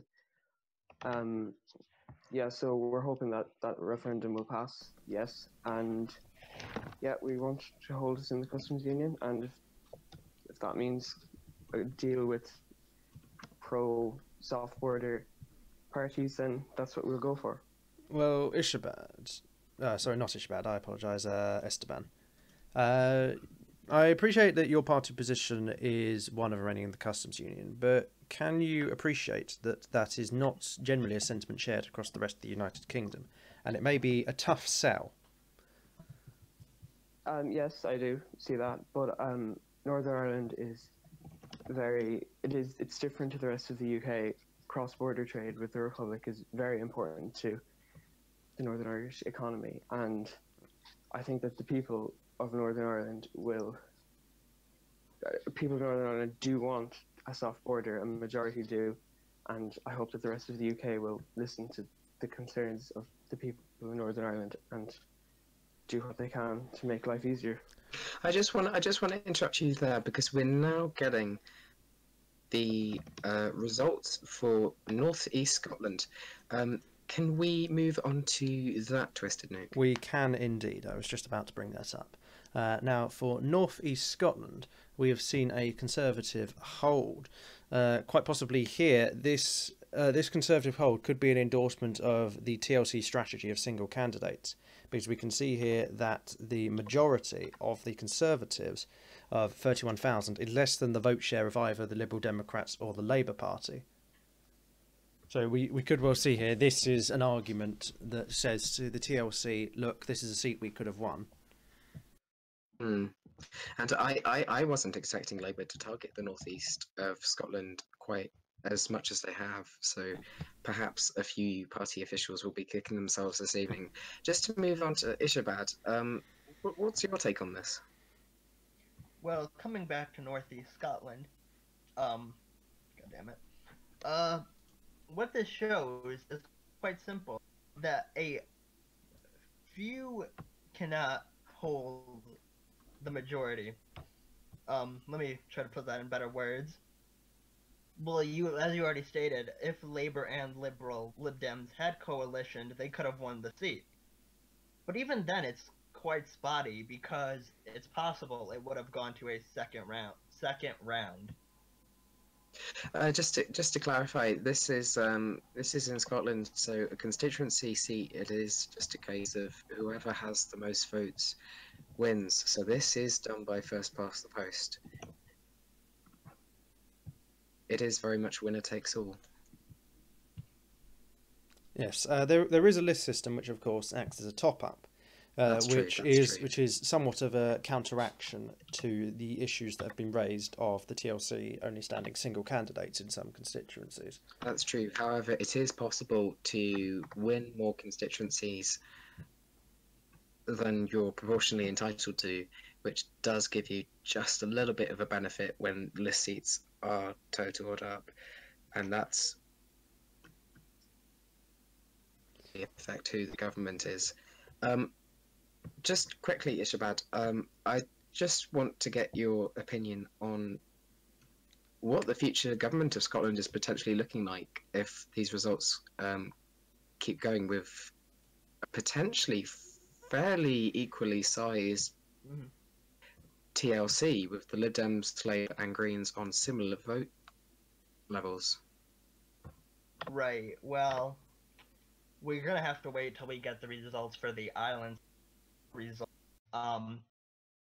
It's not looking exceptionally well for the government currently, but it will matter on the island. Okay, thank you, Ishabad. I'm just gonna somebody new. We now have in the studio Albrecht, Albrecht, if we can manage to get through to him. Albrecht, can you hear us okay? I can hear you fine. Hello, Albrecht. Fantastic. Hello. How are you this Good evening? evening. Well, yes, good evening. What a wonderful evening it is tonight. How are we? Oh, you're full of the joys of spring. Well, we're very yes. good. The result in London has got me quite ecstatic, to say the least. What a unexpected but amazing result. What a result. You should probably take something soothing and have a little lie down. Yeah. We wouldn't want you to explode. We'd have to mop it up. Well, yes, but That's it's very certainly a very, very good result, and I think that absolutely the campaign put up the true hard work and commitment put in, obviously by my party on the Conservatives, was amazing, and I think we've really pulled our weight there. And despite the close result, I cannot say anything other than I'm very, very happy. That's brilliant. Just to bring you on, we've now seen this is the second to last constituency in Scotland. We'll have one more constituency, and then we'll have the full set of results. What do you think's happening in Scotland? I think in Scotland, a lot of obviously the Conservative voters, as said before, a lot of them are staying home. I think this time the Conservatives in Scotland have underperformed, and I say that as a Conservative in Scotland myself. There just was not enough hard work, there was not enough commitment, and I feel like we really missed a lot of opportunities that we could have taken. This does not mean that it was a bad campaign, and it certainly does not mean that I'm demoralised in any sense of the word. However, I do believe there are mistakes that were made, and there are lessons to be learned. And I guarantee everyone here that those lessons are being learned, they have been learned, and with full confidence I can say that performance next time, regardless of how good or bad it was now, will be miles better. So that does sound a lot like I'm not sure if you remember this, Twisted Nick, but last election coverage we had Victory Night on as a guest. How could I forget? Well, of course, he certainly had some very strong opinions on the questions that needed to be asked and who should be asking them. And I think that's perhaps a position that Albrecht is also taking. Just going to bring in Toast in Russian, who is messaging me rather insistently. Toast in Russian, what's your thoughts on this? This Conservative hold, I'm pretty happy. I think that, firstly, congratulations to Skedamus, and secondly, congratulations to the TLC for allowing people to choose, who to vote for. But we, saw the results of that, which is a bit of a shame. And we can see the NUP coming in on 8,000 votes, which is a bit marginal. Not the best kind of result from the NUP. One can hope that we win a couple more seats in Scotland, but I'm not sure how that's going to go. Indeed, and bring us back to Albrecht. The final seat we have to return in Scotland is Highlands and Islands, which I believe is... Oh, we've lost him. We've lost Albrecht. He's still in. Oh, no, we haven't He's on the lost him. way. He's back. So, just to repeat the question there, Albrecht, I believe Highlands and Islands, which is the final seat we have to return before we can bring out the list seats, is the seat you're standing in, correct? Yes, that's correct. This is historically, this was a surprise win for the Liberal Democrats in the last election. Do you think you can swing it? I think I can certainly pull my weight, but the endorsements have hit, they've hit a real impact. There's no denying that. I'll make no lies here whatsoever. The endorsements have made an impact, and I think as well, the SNP held a very, very strong campaign in the Highlands and Islands, and it was very hard for me to be neck and neck competing with that. But after all, this isn't about winning. This is about public service. This is about the betterment of the country and of the United Kingdom especially. So I do believe that whoever wins, provided they have full confidence in themselves and full belief in themselves, that they can do well and that they can serve the public correctly to ensure prosperity and a better future, I am happy with that. That sounds very good. I just to get in, am I right in thinking we are now getting ready to receive a new set of results from Northern Ireland where another candidate has been elected? Not yet, I'm afraid. They're still on the way. I see. Okay, carry on. Yes, we've been informed they'll be with us very shortly, but apparently they haven't quite finished rigging, or I mean counting them. Oh, very naughty. So, Albrecht, what are your thoughts so far on the first past the post constituencies for Scotland? Like, how do you think this has panned out, and do you think that the list seats will change the balance of power?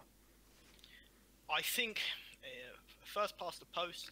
I think that this has not been any this does depend on the Highlands and Islands. However, I think that it has not been a significant swing anywhere. I think this is a very fair, balanced playing ground at the moment in terms of first past the post for all parties that have had their fair contribution.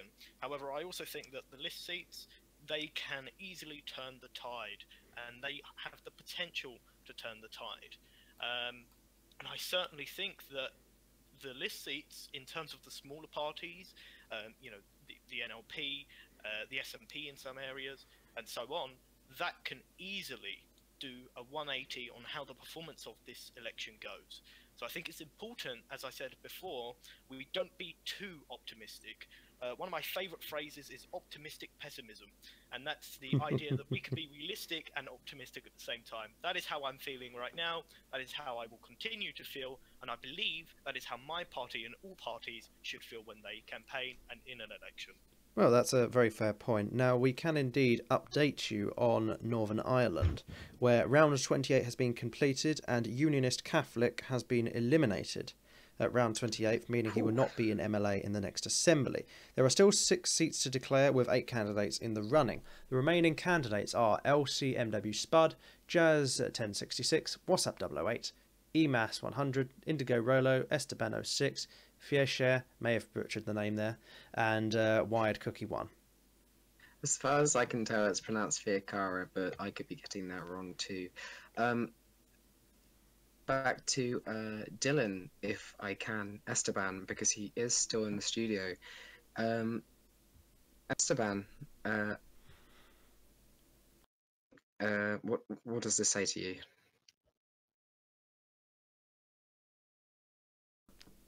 Oh, hello. If you have nothing to say, say nothing. Well, we don't appear to have Esteban with us right now, unfortunately.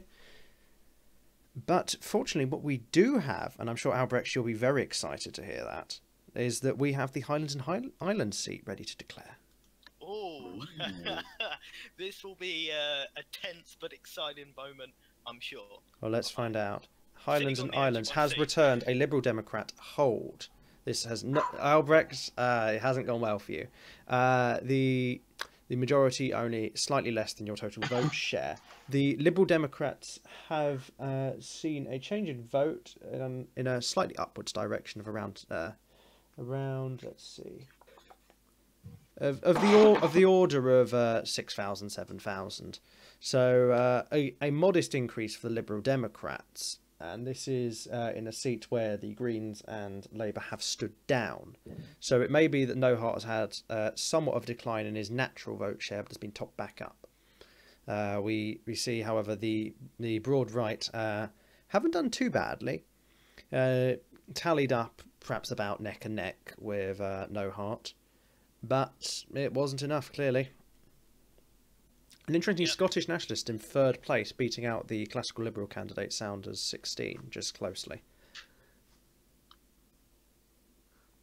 And in a seat where the NUP were once projected to win, they've lost their deposits. It's clearly a fall from grace for the NUP. We shall see if they're even able to hold on to a single seat during the list. That's really quite a sad for the SUP there, 3,600 votes. I mean, what is it? What was it? The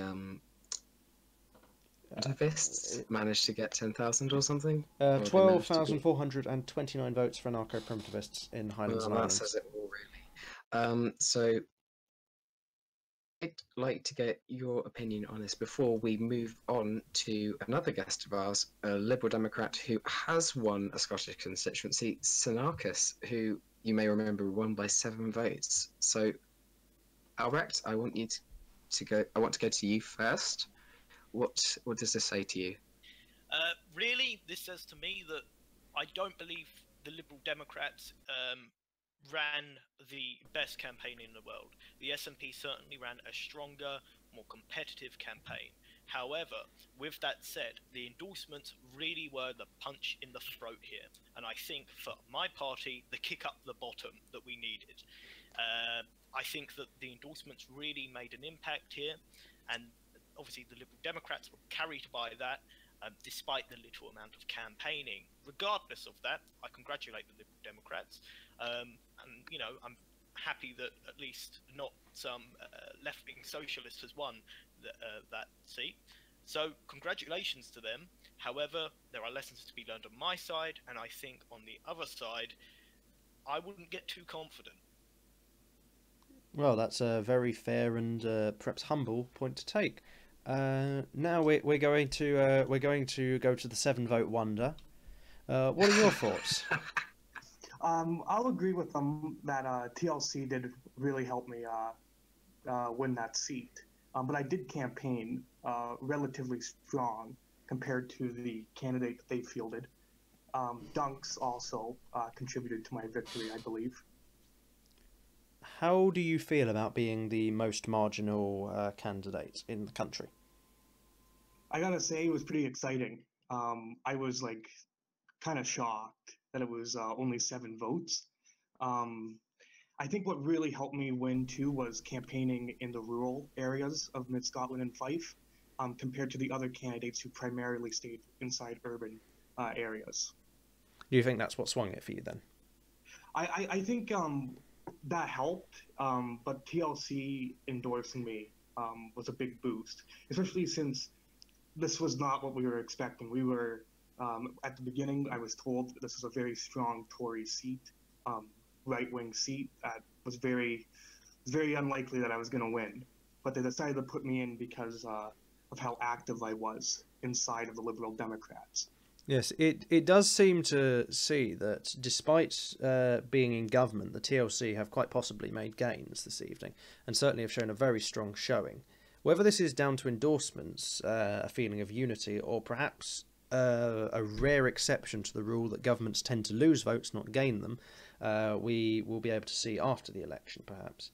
But we're still waiting on the list seats, which may well swing the balance of power. Mm-hmm. We'll have to see if this, if the list seat pans out, continuing this trend. I want to touch just quickly. We do have an issue in that we can't just total up the constituency votes to get reliable list votes. But from the constituencies we've had, and we've had all 8 constituencies in Scotland, what do we think in the overall picture just broadly, how many seats are we expecting for the Greens? How many seats are we expecting for Labour? Well, we did have our projection at the beginning, which if the Broads left plateau, then the projection will have overestimated them quite significantly. We projected 4 Green seats, 3 Labour and 3 Liberal Democrat. So whether that is sustained through list, we'll see. However, it is entirely possible that the broad right could make a comeback through the list system. We could see, perhaps seats for the Clibs, for the Conservatives, for NLP, NUP, at which point the traffic light could find themselves trying to govern a house divided against them.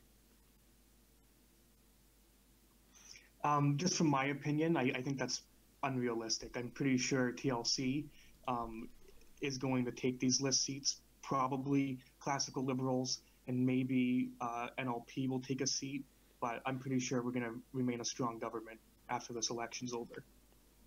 Do you think the Scottish Nationalists could secure a seat?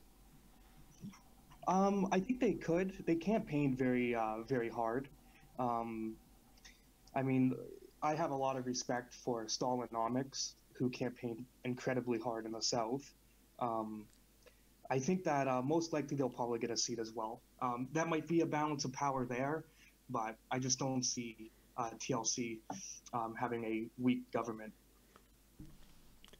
And how does the TLC reconcile their differences on the Union, with the Greens being open nationalists? Everything we do inside of the coalition is discussed democratically.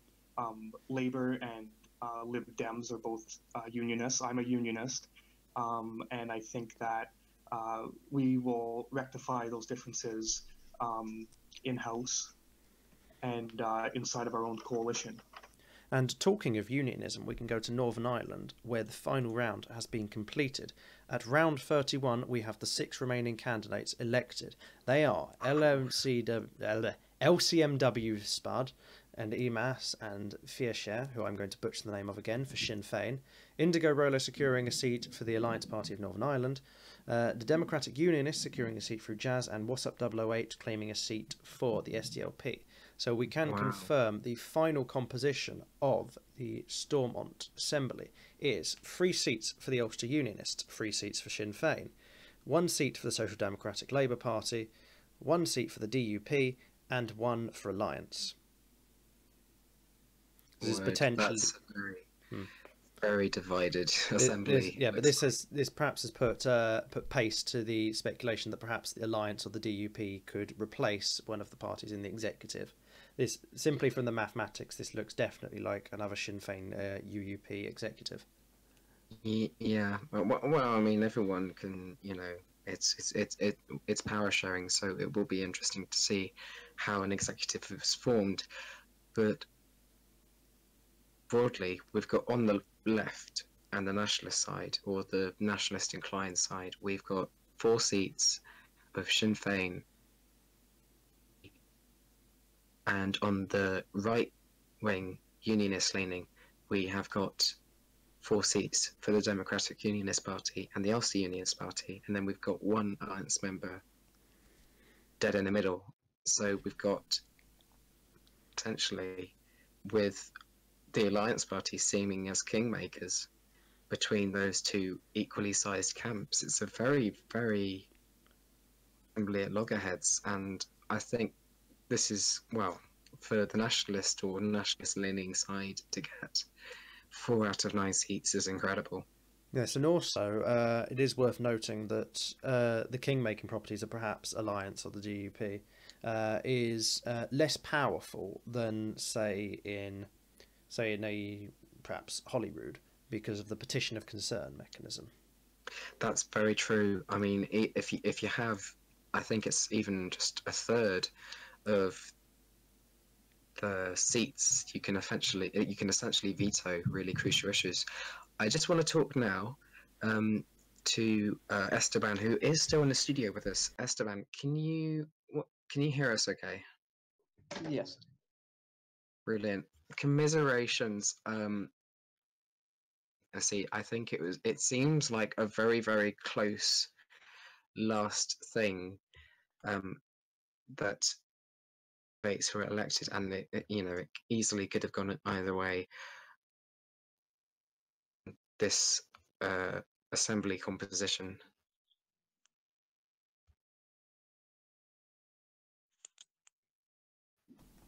No, I think we've lost him again. Esteban? Yeah. Oh, hello. Yeah, hi. Obviously, disappointed with not winning my seat.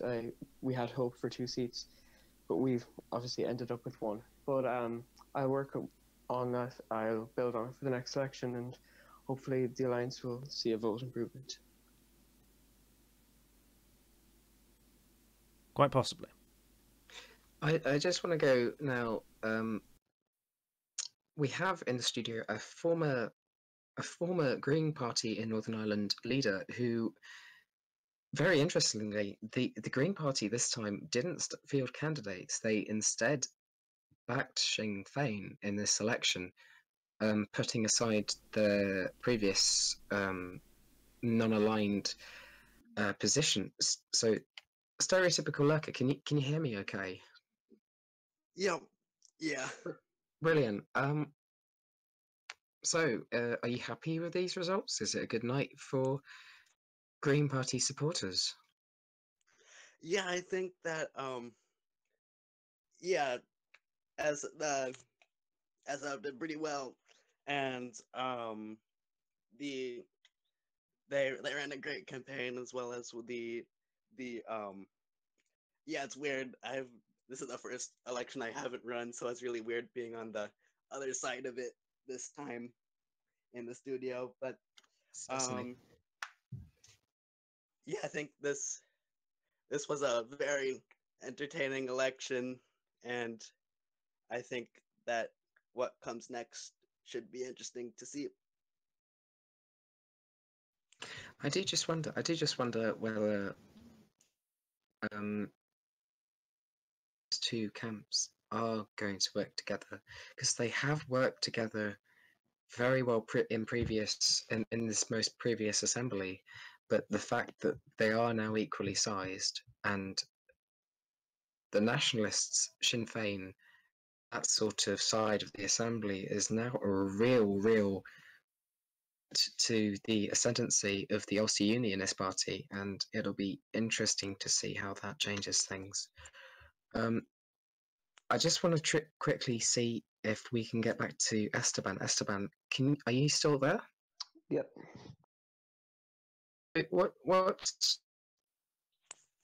I mean, what do you think has led to these results? Why have nationalists turned out in such a way as they haven't before, and why has the vote polarized so much?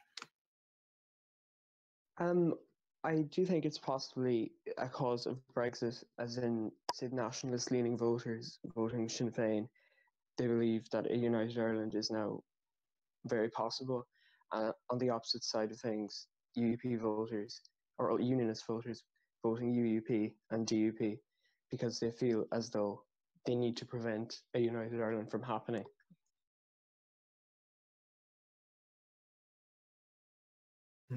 That's very interesting. It's certainly Brexit is going to be the issue which makes or breaks this assembly. I mean, we've seen in the past where the First Minister Keelan D was getting ready to hold a referendum on Northern Ireland staying in the single market if the rest of the United Kingdom leave.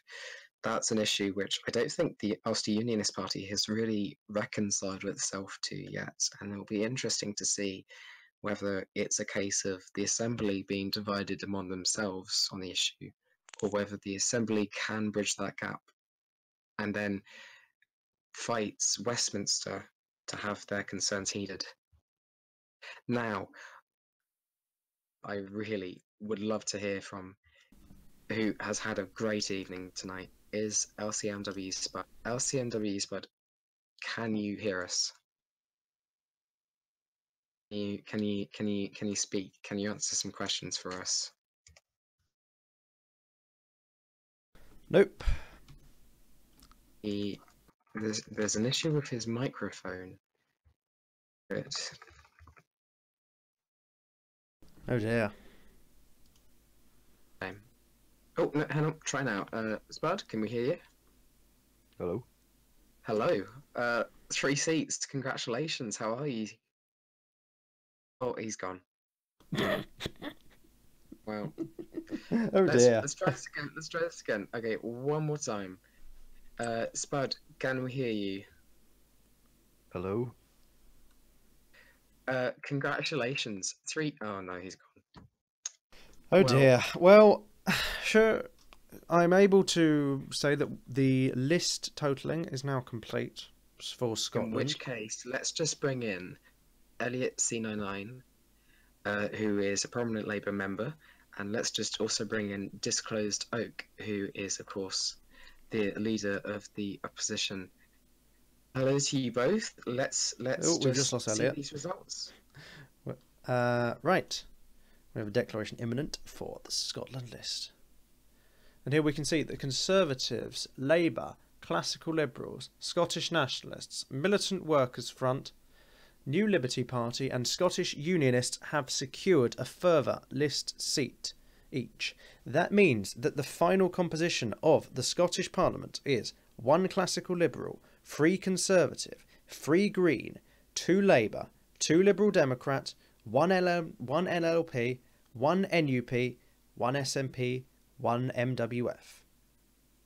This is the final result for the Holyrood Parliament. So the Greens have finally overtaken the Conservatives. Although we are seeing that projections have overestimated the traffic light coalition. Yeah, and we were expecting perhaps the Greens to be on a few less votes, and Labour and the Liberal Democrats to be on slightly higher.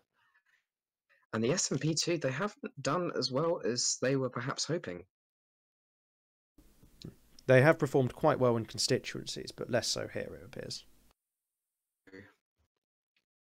But they do have a seat in Parliament now, so this is something they can build upon over the next term.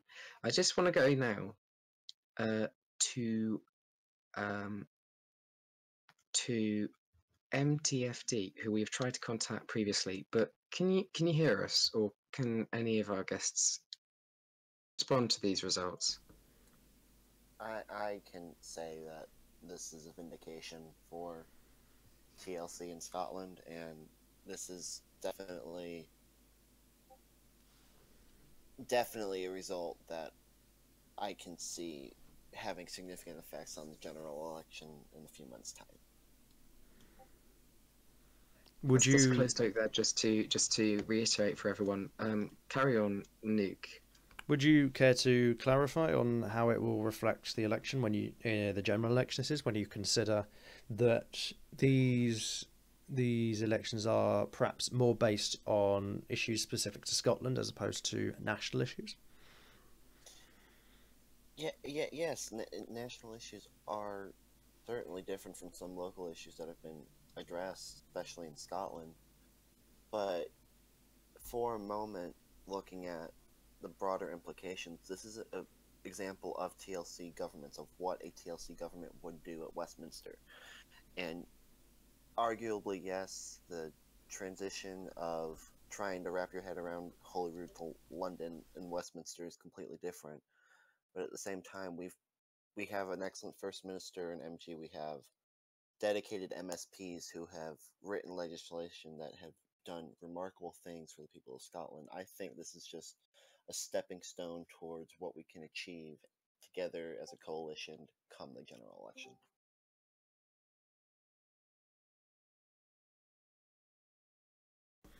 Well, thank you for your insight there. We are rejoined in the studio by Elliot C99. Hello, sir. Good evening. Glad to be back. Evening. We should be seeing now change with all of the seats, constituencies, and list combined, which should be coming up just now. If Twisted Note, you want to take a look at that, Elliot, on this election. Well, I think it's been successful for Labour.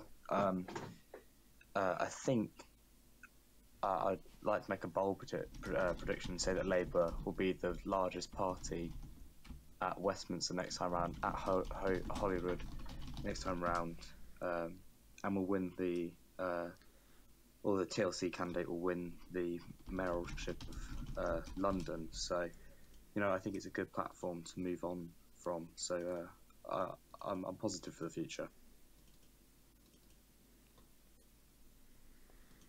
Yes, well, that's a very succinct comment there. Perhaps we can bring back in E. Albrecht, who can perhaps reflect on the results here.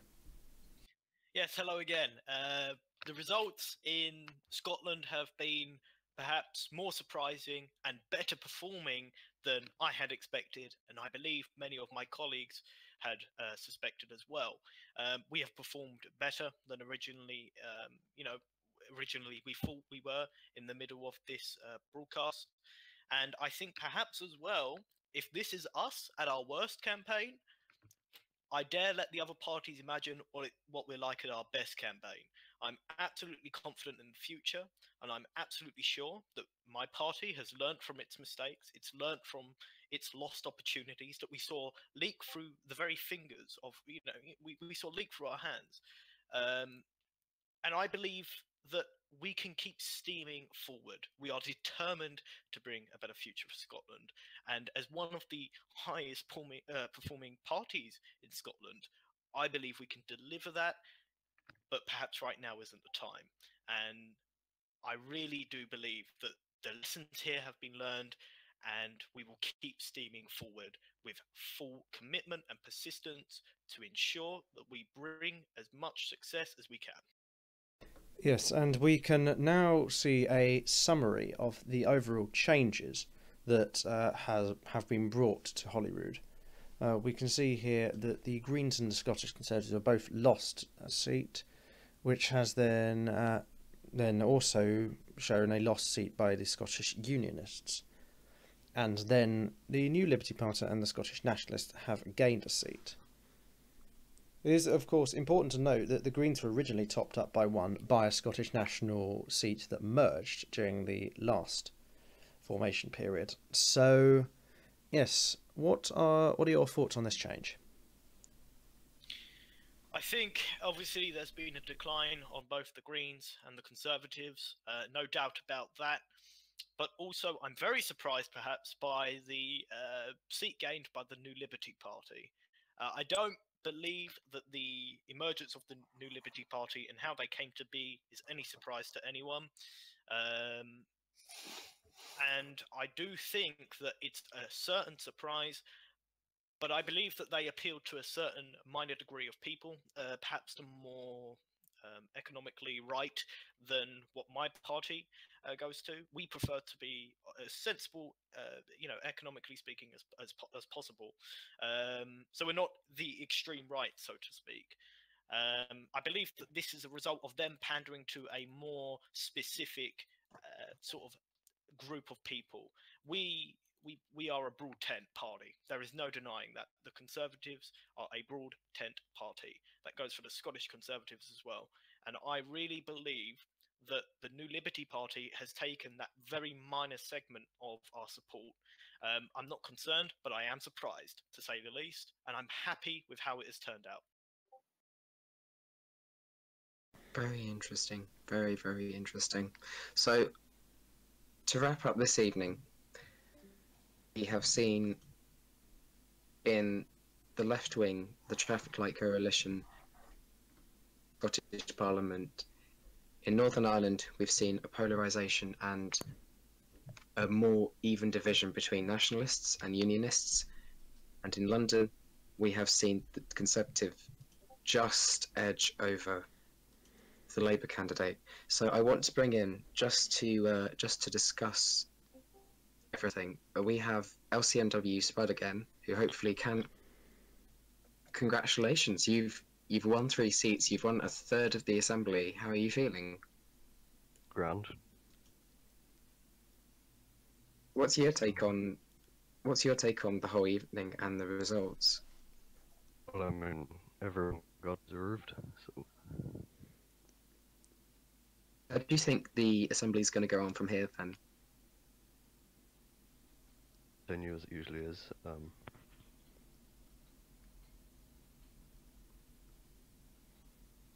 Okay, thank you for that insight.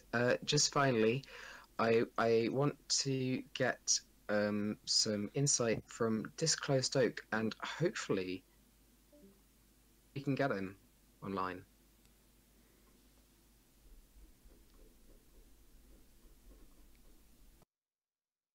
It popped up for a second there. Well, okay. So, what's do you have anything to add, Disclosed Oak, while we hopefully wait for your counterpart?